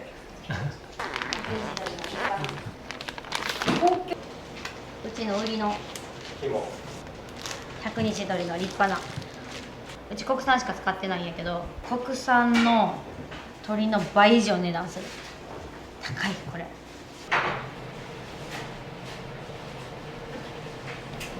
100日鶏の、胸肉ですね。これ営業前にね、ちょっと火入れて叩きにして。100日鶏の大ぶり営業前にね、ちょっと火入れて。これは100日鶏の大ぶりハツでメニューにあるんですけど、美味しそう。もう、お任せしてます。確かに3つほどしか取れんな。そうやねんな、この1枚でね。筋がやっぱり他の分多くて出せへんのですよね。出しとう店あるんかもしれへんけど、これはおかみが絶対ダメっていう。こだわりすぎたらな、あかんの分かっとんやけど。トリキはキャラで売っとんね。そうそうでも意外と美味しいよな。美味しい。意外とほんまに私どこの店にも負けてないと思っとるから、ほんまに美味しいよな。美味しいですよ。美味しいよな。はい、美味しくない店やったら働いてないんで昨日ね、そういう台本作りました作ってへんわこれが100日鶏の肝です。ああ、俺が大体全部。だってまんちゃんこの間休みの時めっちゃ静かやったやんな。みおちゃん、あれランチしたらおしたらほんま発表したいな。移行しました撮影来てくださいでも実際やめへんのことあるじゃないですか。びっくりする。そっちの方はね、バラバラ串当店一番人気の串です。これバラバラ串、100日鶏のももと胸を皮とバラバラに刺したでバラバラ串って言います。これをちょっとレアめに焼いたらマジで美味しいですね。ない日も結構多いんで売り切れてもて。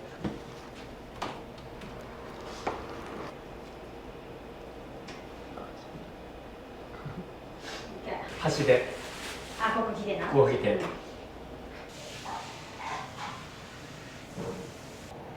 めちゃくちゃ美味しいです。これクリーミーで。クリーミー。私肝嫌いなんですけど、この焼いた肝は食べれる肝。コメントこうへんから。でもどっちも関西の人やから。関西のハス汁とか食べたことある？これ振ってないな、みおちゃん。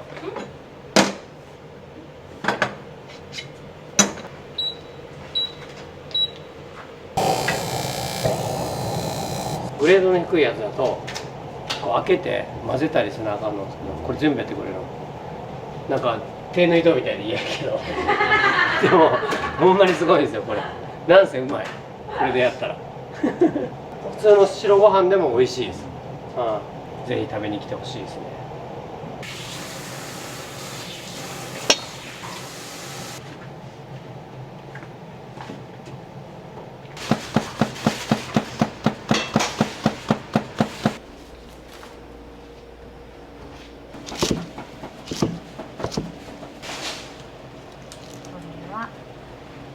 まかないです。か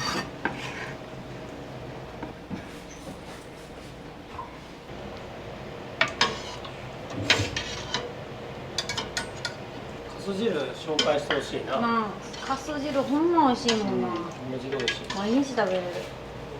レベルまでちょっと。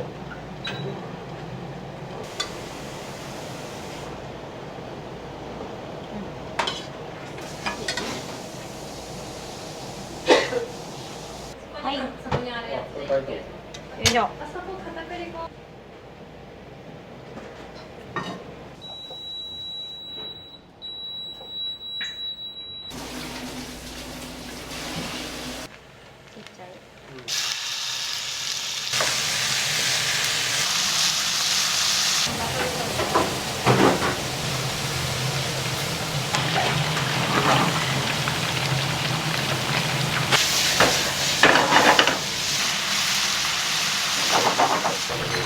美味しいね。順番に。これはメニューにありません。まかない限定のポテト。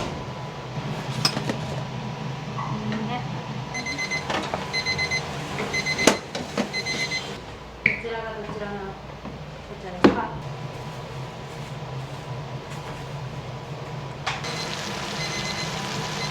おやすみライタム。少ない。これ。今日のまかない。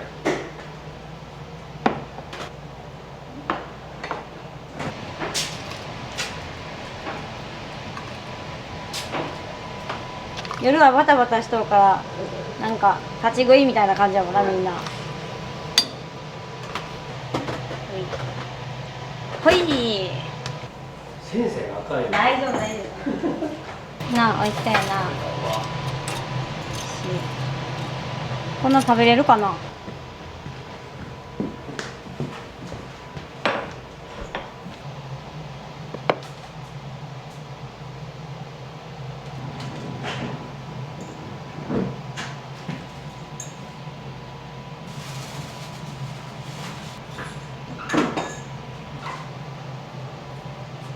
ええ感じ。匂いしとるわ。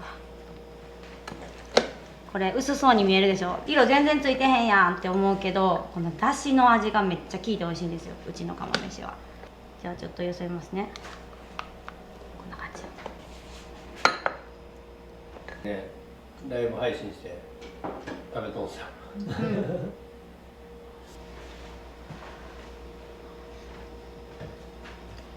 うまっ。おいしい。やっぱ数えるやだ。寒なってったら。これが里芋豚やろ。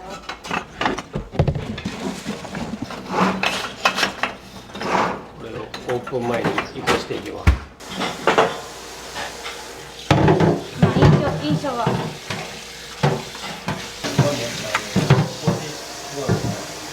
え？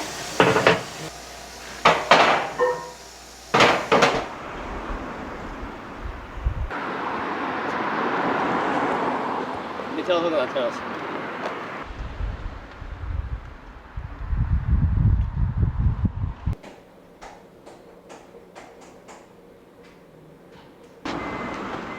遅くなりました。おはようございます。こっちの下のやつはめるってこと？どうしような、とりあえず片方だけ移行しとく。いや、両方移行する。移行しとく。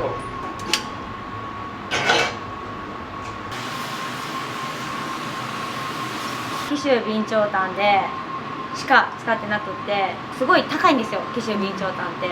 ちょっと小川炭混ぜてみようかなって一回思って小川一回混ぜて食べてみたんですけど、やっぱ味違うくってもも肉を小川と備長炭で焼いてみてどっちか分かるかやってみようか言ってやったらやっぱりそこ分かるんですよ。美味しいのはやっぱこっちで、だからもうこれ一本でやろうって言って紀州備長炭でやってみます。これいっちゃんええやつやな。原材料の違いらしいです。岡山やもんな。和歌山から取り寄せて書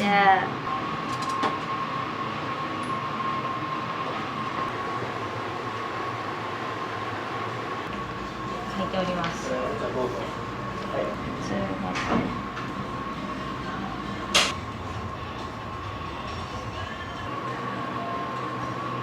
みのちゃんです。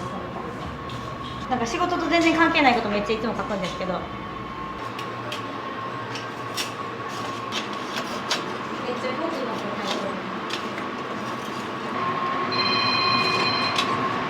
い、空いてますよ。カウンターか、テーブルかどちらがいいですか。2名様でね、カウンターで。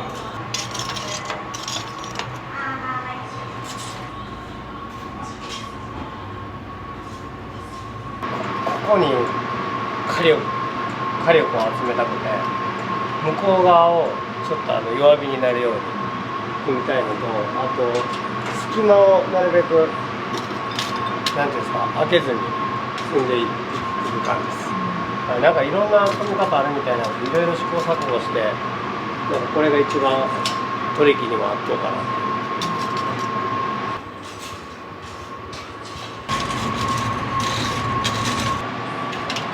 違う。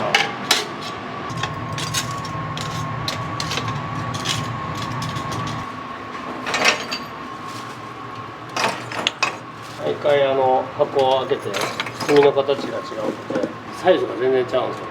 このサイズが一番使いやすいサイズです。もうちょっと長いのとかたまに入っとったりするけど、割ったりして自分らで使いやすいサイズにして使ってます。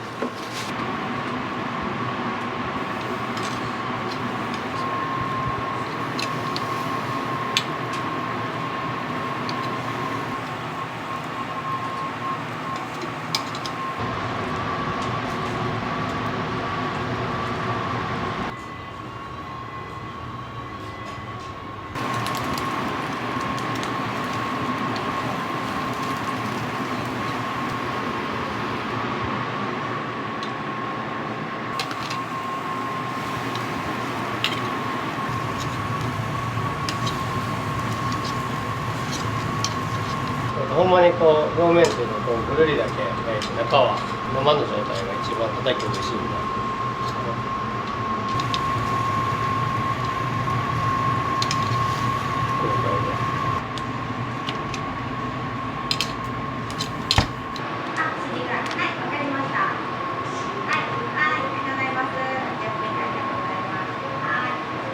7時ぐらい。はい、わかりました。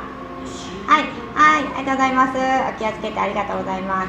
ちょっとずつ埋まってきたな。うん。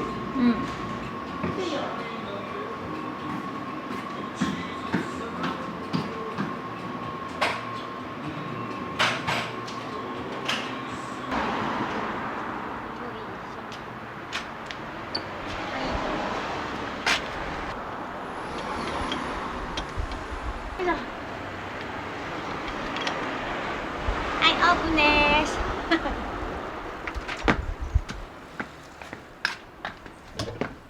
はい。今日も頑張りましょう。始まりました。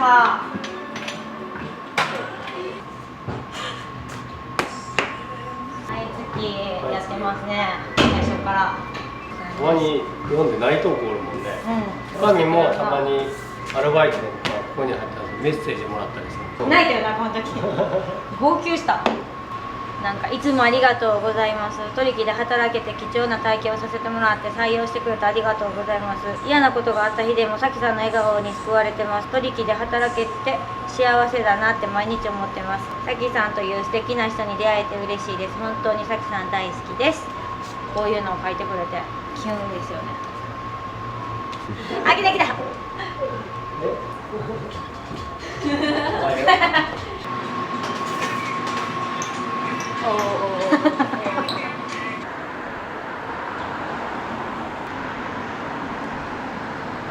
今日のおばんざいは明太子ポテトサラダ、ピーマン生姜に。寒いのであったかいかす汁を飲みに来てください。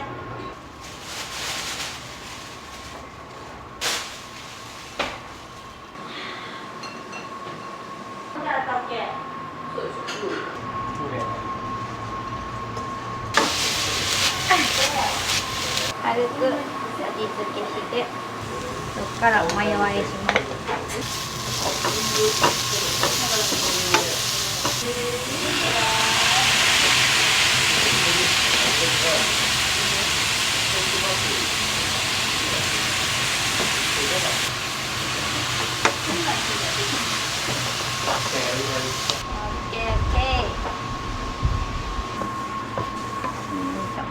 これで冷めてからマヨネーズで和えます。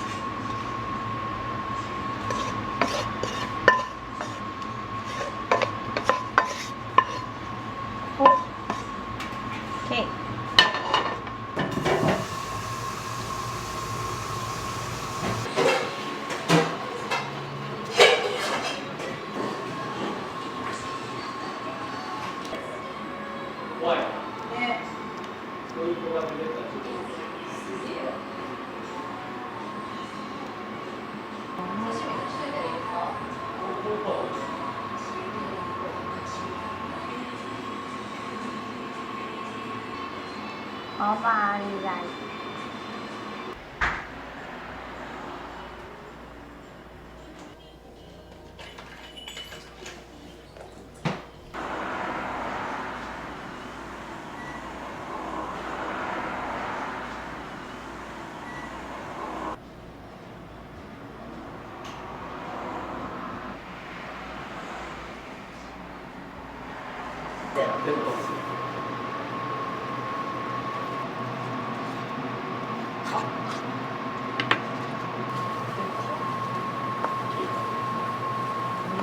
いつも刺身は必ず味見してから出します。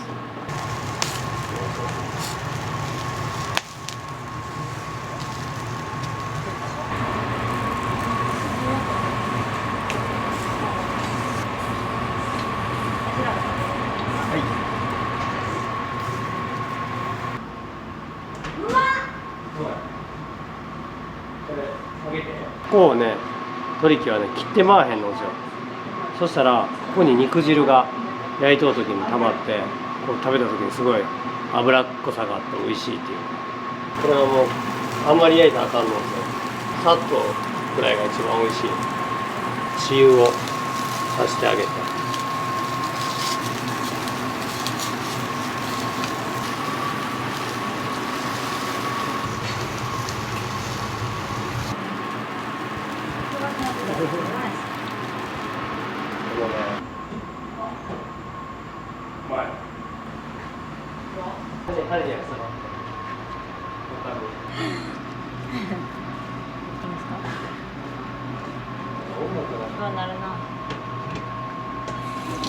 胸刺身、胸たたき、ももたたきです。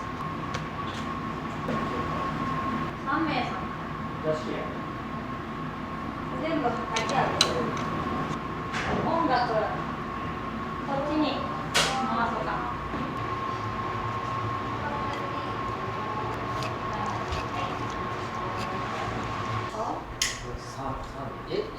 一人前です。美容の力で。塩タン入った。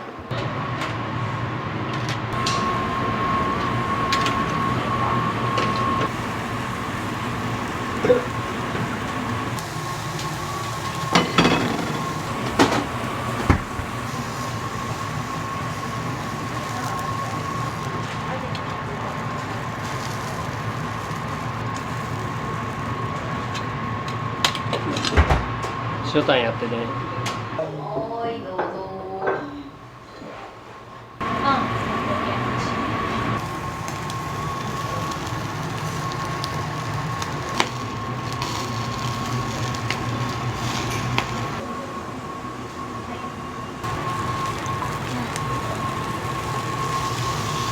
お母ちゃん戻ってたわ。ならいつも氷入れてくれるんですか？そうなの。はい。じゃあ入れてくれんだよ。あ、そう。俺クーラーやから。カ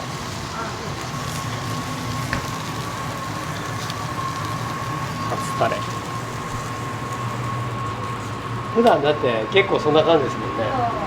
真面目にしてないって言ったら怒られるんですけど、でもふざけてますね。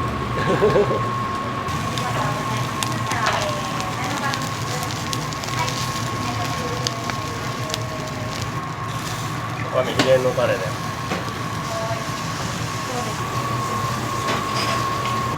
はい。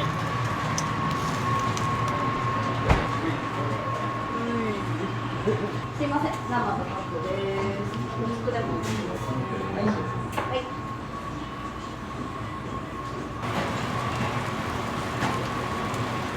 皮はね、カリカリ派やね。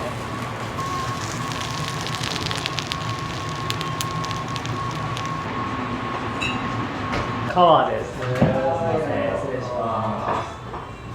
お、かす汁。明日の分だ。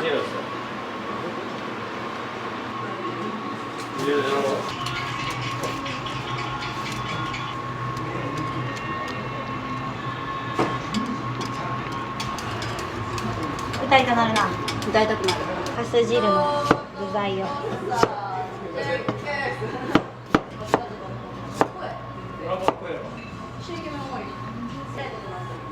これ、いっぱい入れて。これ。やん、やんやん。はい、もうちょいこうします？うん、そうやな。这种送给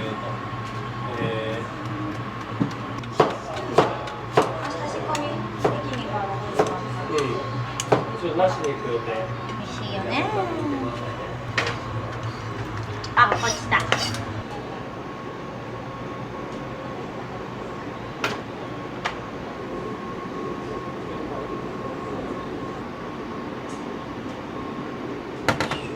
すいません、生のパックです。はい、どうぞ。すいません。おー、すげえすげえ。回る回る回る。いらっしゃいませ。ここに洗えるんやん。洗えるよ。ビールで朝一人検討しましょう。カルピスで。はい。シリコ。セセリーの塩。日本で。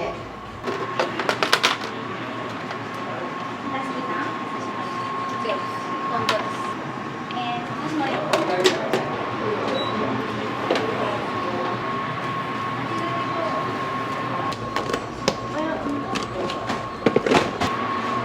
役で。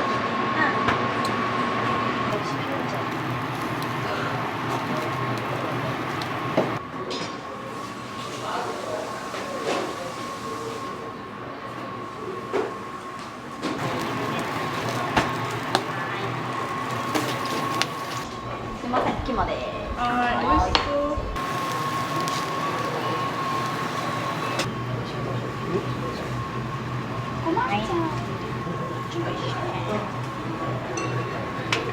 はい、お待たせしました。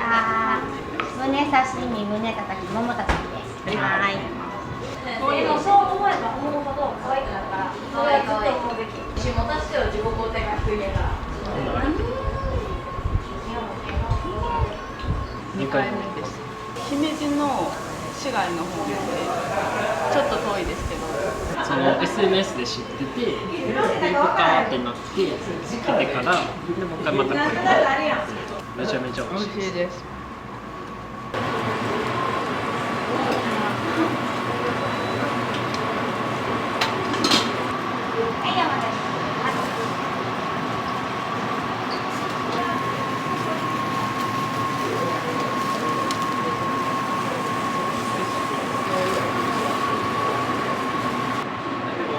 はい、プレゼンにしようです。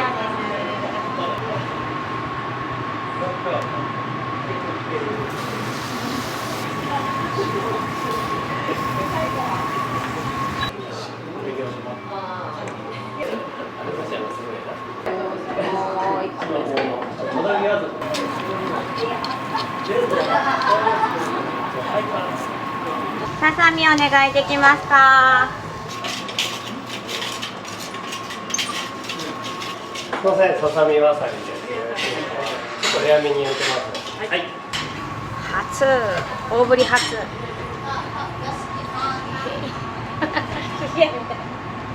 い、大ぶり初です。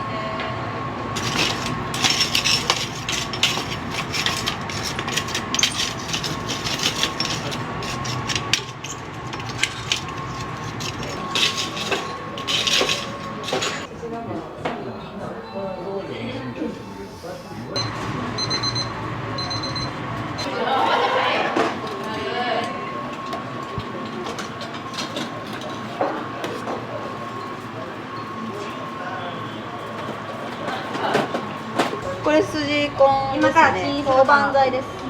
次来た時あるとは限らへんみたいな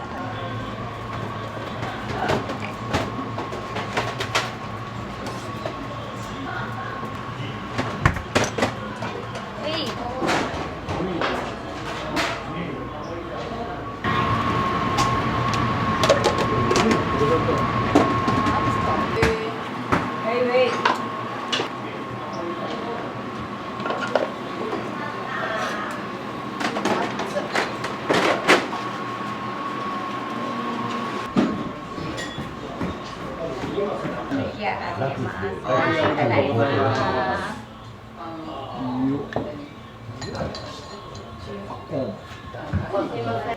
唐揚げも仕込んだらしい。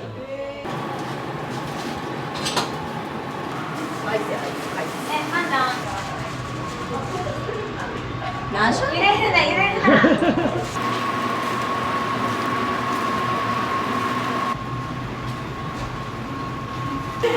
はい醤油入れたらめっちゃ美味しい。この時の呼び方やったらな。いいかいいかほんまやあかんわ。あれやもんな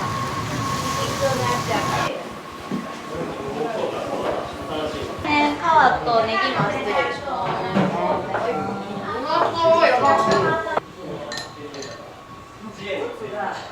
と明太子の炙炙りはい以上明太子炙り4つぐらい入れてますめっちゃ多かったね全然3つ何の3つあそう3つやったら覚えれるよって言ったんや覚えるだけど5個ぐらい炙り明太入りますお上に引き寄せられてみんな来るんでしょうね。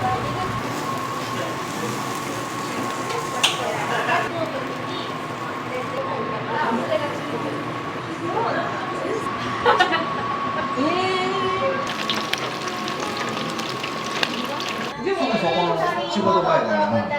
ここは人気あるからしとったから。いや初めて。まあ優しい味でいいですよ。いやおいしいおいしい。まだこれおかゆピもある。出汗かいてるところから起きながら。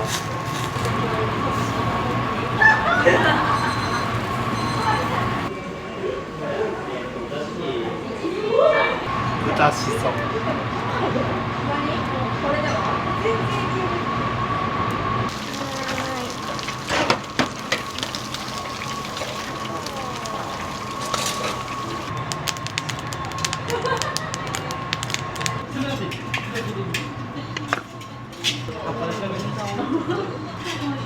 はいどうぞ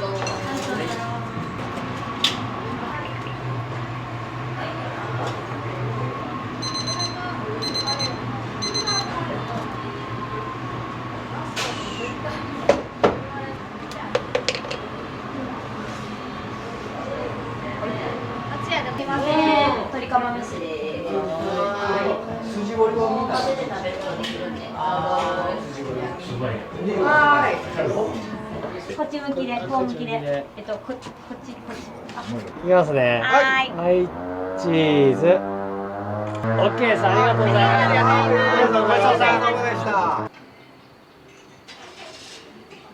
私2回目です初めてです。私初めてです。めっちゃ美味しかったです。美味しいです焼き鳥も大きくてうん、確かに大きかった。残るでつかちゃんと3人前3つ塩タン3つであつかちゃんライトをするはい1人前追加しとったらいいですよねやってなんかはい。うまそう。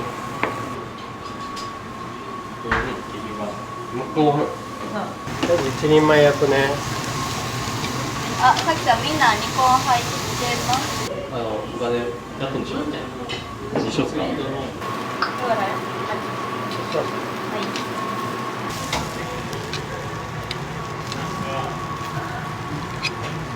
美味しそう。臭くなるからうん、そう大丈夫やって。絞っとんやけどレモン落としてもああ、そうだ。うまそう。そうか、あんまりね。いただこうか喉乾いた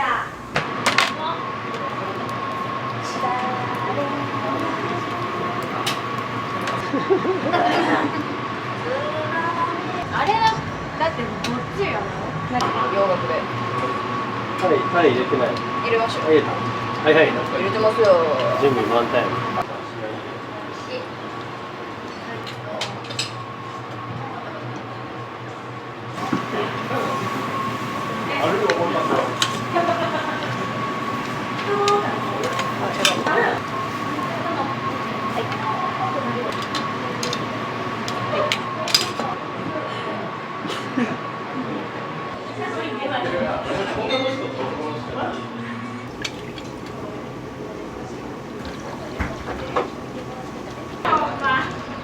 これもいただきます。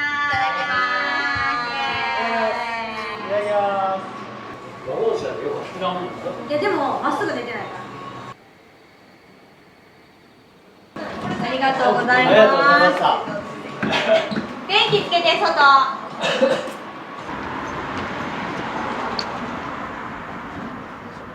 いきますね。はいチーズ。もちろんいきます。はいチーズ。ケースありがとうございます。ありがとうございます。ありがとうございます。ありがとうございます。気をつけて。ありがとうございます。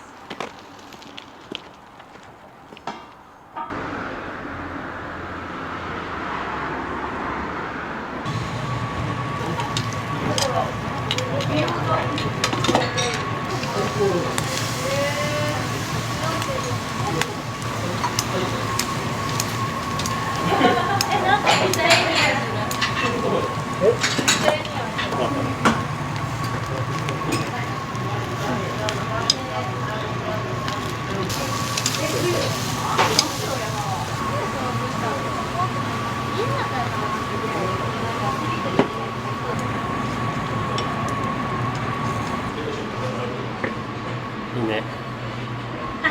普段ね骨ついとるんですけど。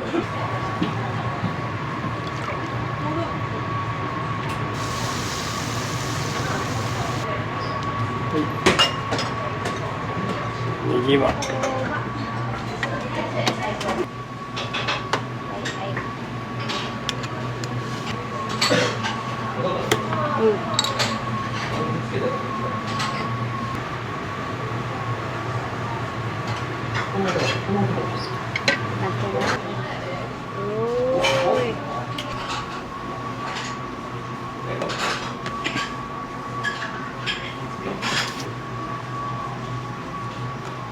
はいはい焼き鳥丼です。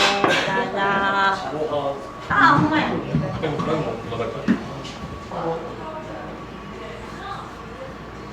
はい、おじゃ作ったんですか。いやいや。よいしょ。うわ、でもしよったこれ。食べれるかな。重湯？重湯。重湯やね。ちょっとだけな。食べる？ちょっとだけ食べて。体調悪い時出てくるやつ。斜め。うまい。めっちゃうまい。めっちゃうまい。ありがとう、よかった。あ、そういうこと。美味しい美味しい。あー、美味しい。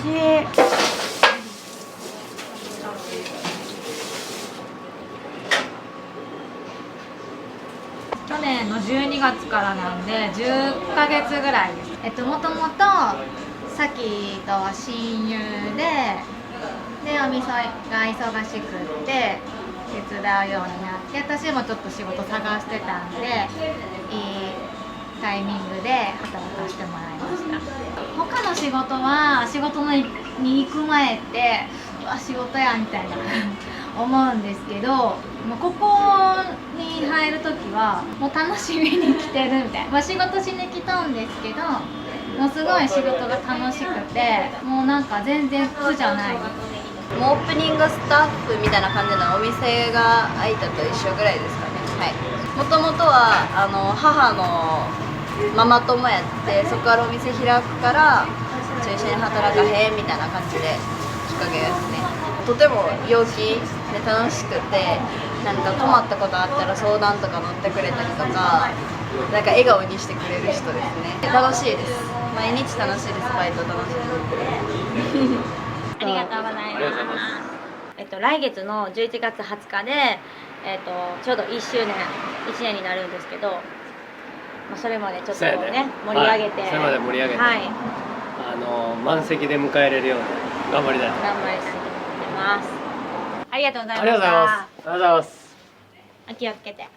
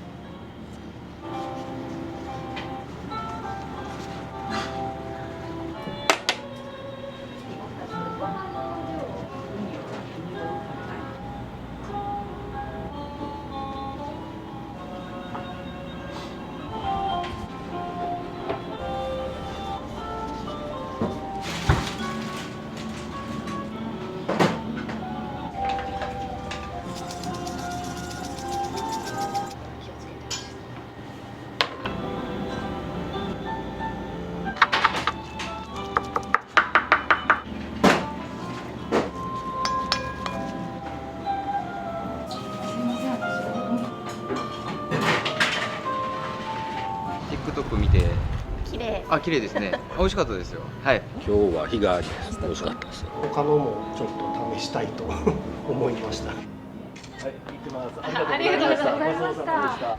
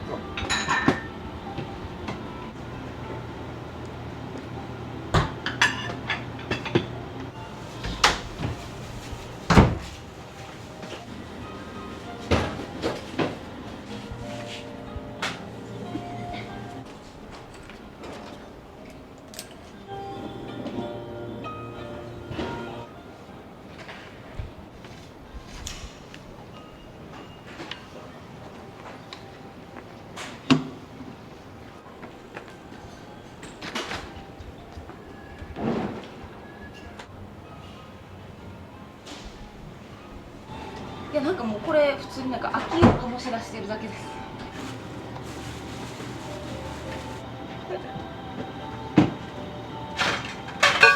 お店される前は介護の仕事をやってて、会社2つあるんですけど、食品卸から派生してこっちの海鮮丼を今年の6月にオープンして、もともと訪問介護の仕事をずっとしてるんですよ。美容サロンとかもやってたりとか結構いろいろやってまして、旦那の方が一応一緒に2社共同でやってまして、で代表旦那なんですけど、で食品卸の方はもう旦那がメインで動いてまして、介護は現場私が見てて、でサロンも一応現場見てるんですけど、ほぼほぼ任せてるっていう感じになってます。忙しい時は朝サービス入ってこっち来て、昼サービス抜けてまたこっち戻ってくるみたいな感じで、結構バタバタしてる時もあるんですけど。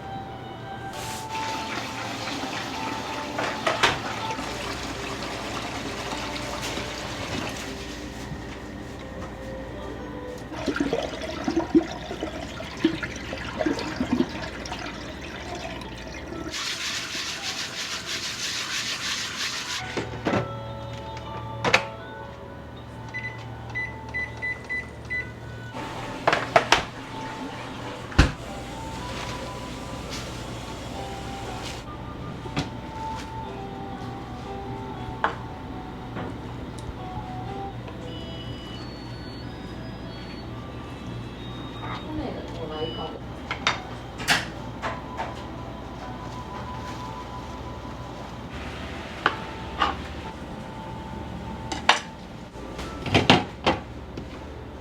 ゃくちゃよう来てくれるちゃうのピンポイントで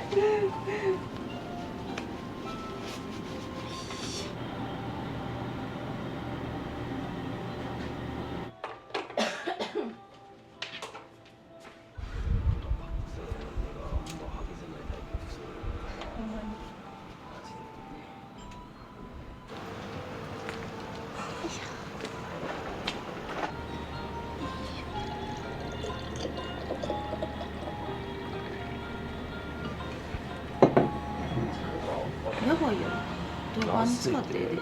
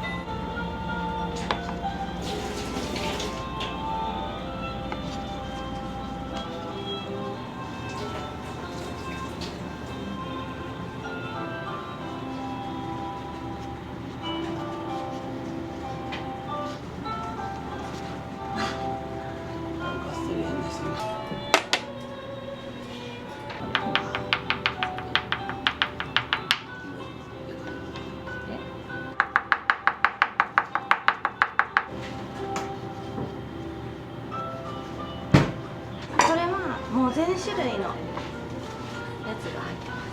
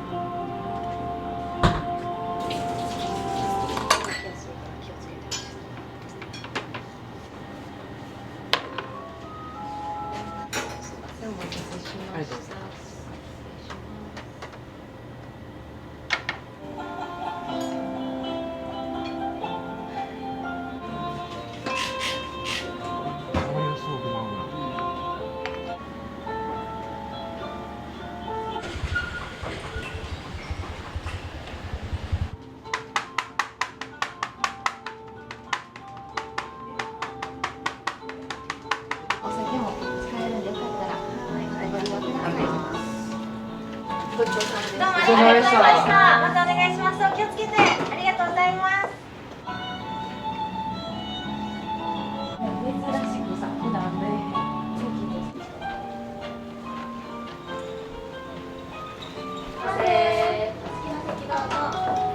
こんにちは。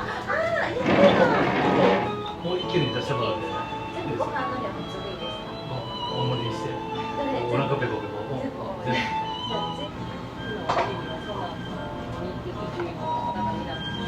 誰の誰いや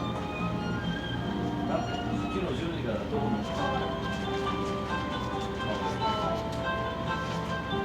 別にどこが違う隠していい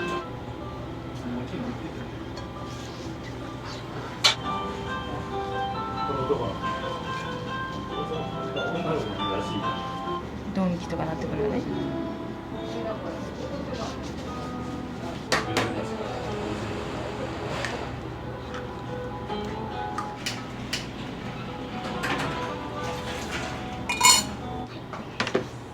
ドンキとかなってくるよね。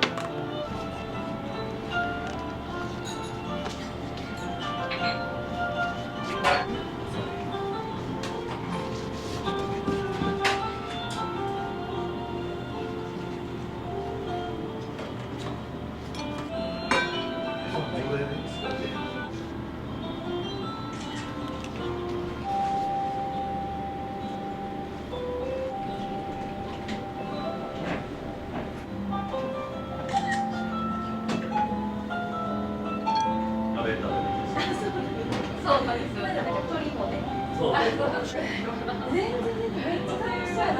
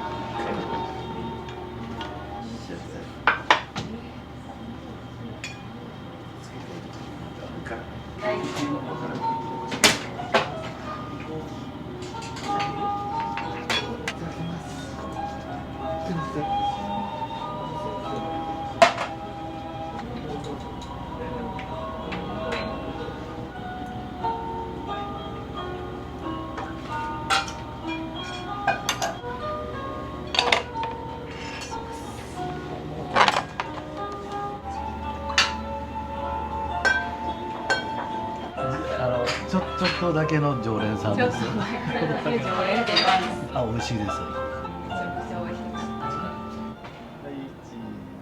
はい、行きます。ありがとうございました。ごちそうさまでした。ありがとうございます。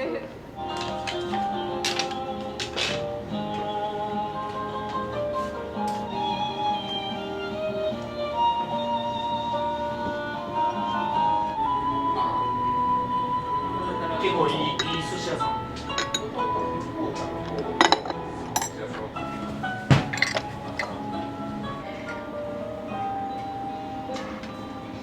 11月の3日の4日間なんですけど、インテックス大阪で1500食とか出るみたいで。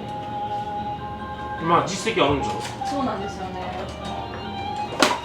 でそのイベントとして行われるみたいなんですけど、そこのフードブースで出させてもらうことになって、そうなんですよ。すごい。丼を？丼をですけど。すごいよ。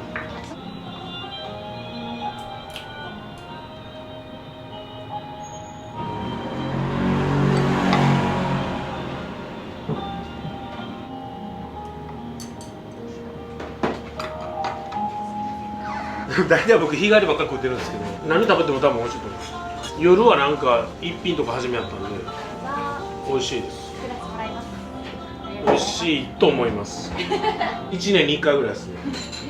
週1か2週に1じゃないですか。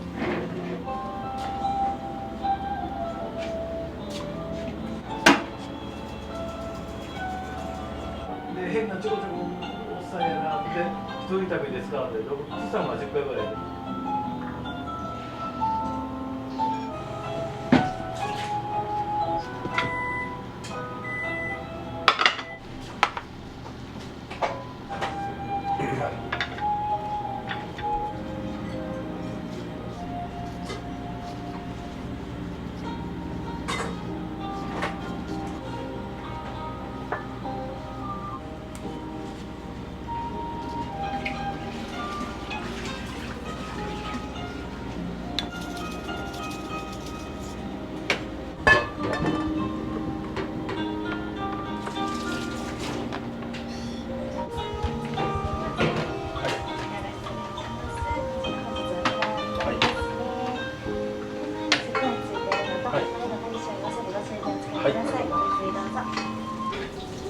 意味が分かんない。で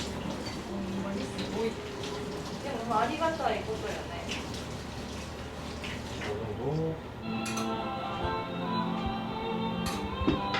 初めてです。インスタですね。今日は日替わりです。美味しかったです。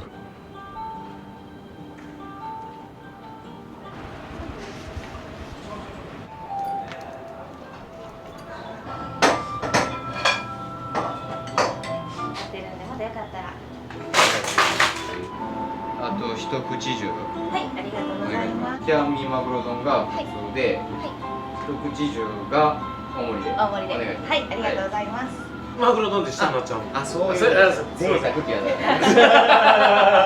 すみません、横やりすみません。いやいやいやいや。マグロ2個あるでみたいな。あ、そういうことですね。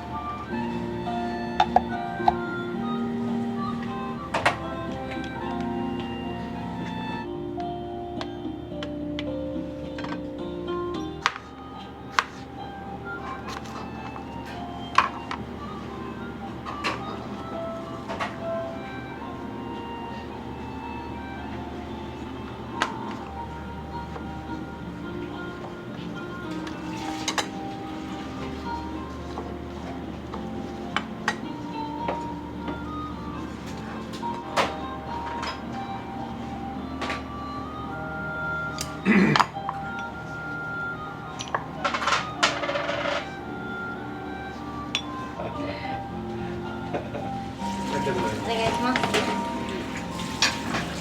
まだ出てきてくれてます？出てます。出てました。はいあ、ほんまですか。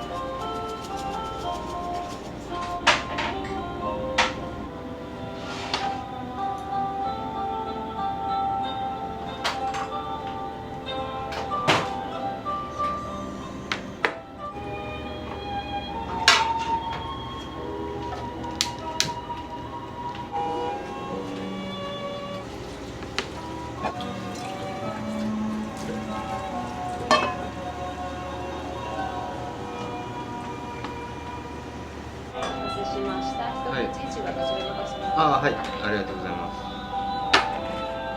何のガリやお醤油をお使いください。はい、ありがとうございます。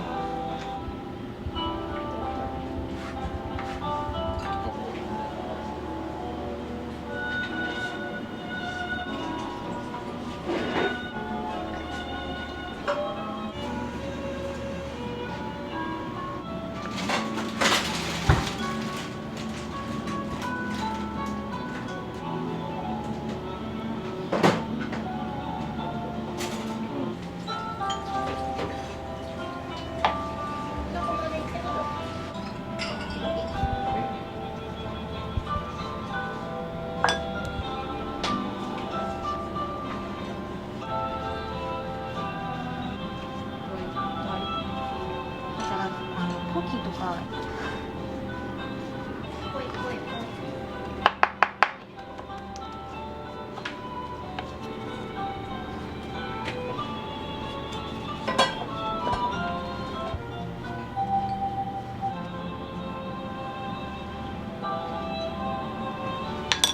いらっしゃいませ。いらっしゃいませ。空いてる席どうぞ。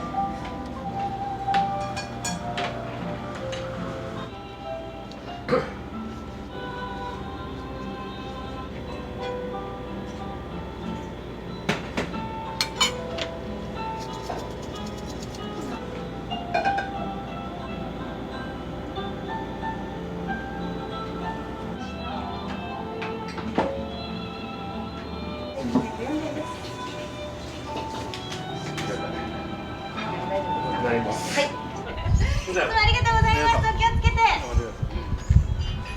どうもありがとうございました。お気をつけて。またお願いします。初めてですね。はい。TikTok 見て彼女が行きたいって言ったんで、はい。綺麗。あ、綺麗ですね。はい。美味しかったですよ。はい。ご飯の量どうしましょう。標準がお茶碗1杯分なんですけど、大盛りがプラス200円で350にできます。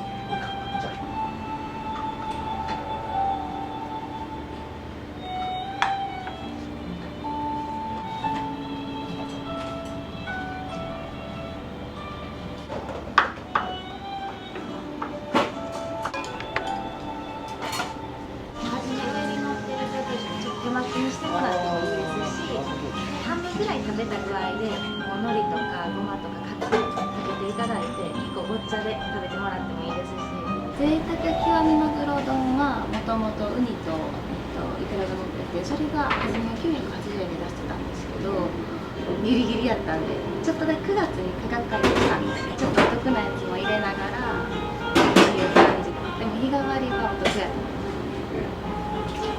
一回日替わり頼まれた方は結構今日何って聞いてくださっておろししてるんで、やっぱ他店さんよりかは原価率をかなり下げれるっていうところがやっぱこのお値段で出せる強みではあります。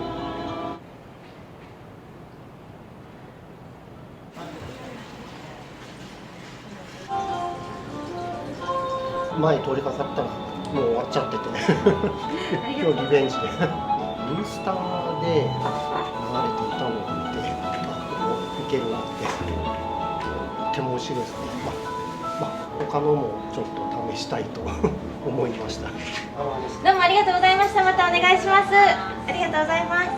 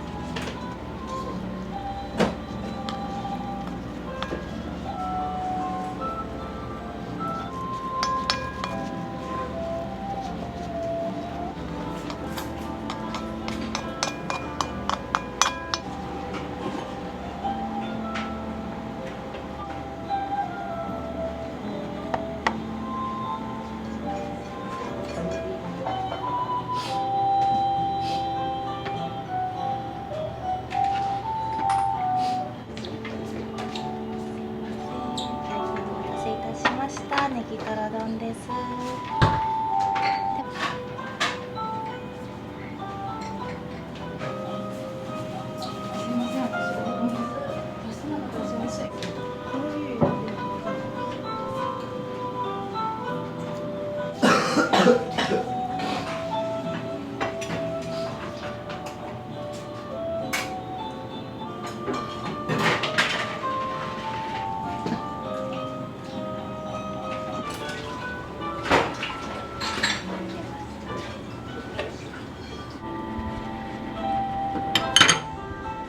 今日はありがとうございました。ありがとうございました。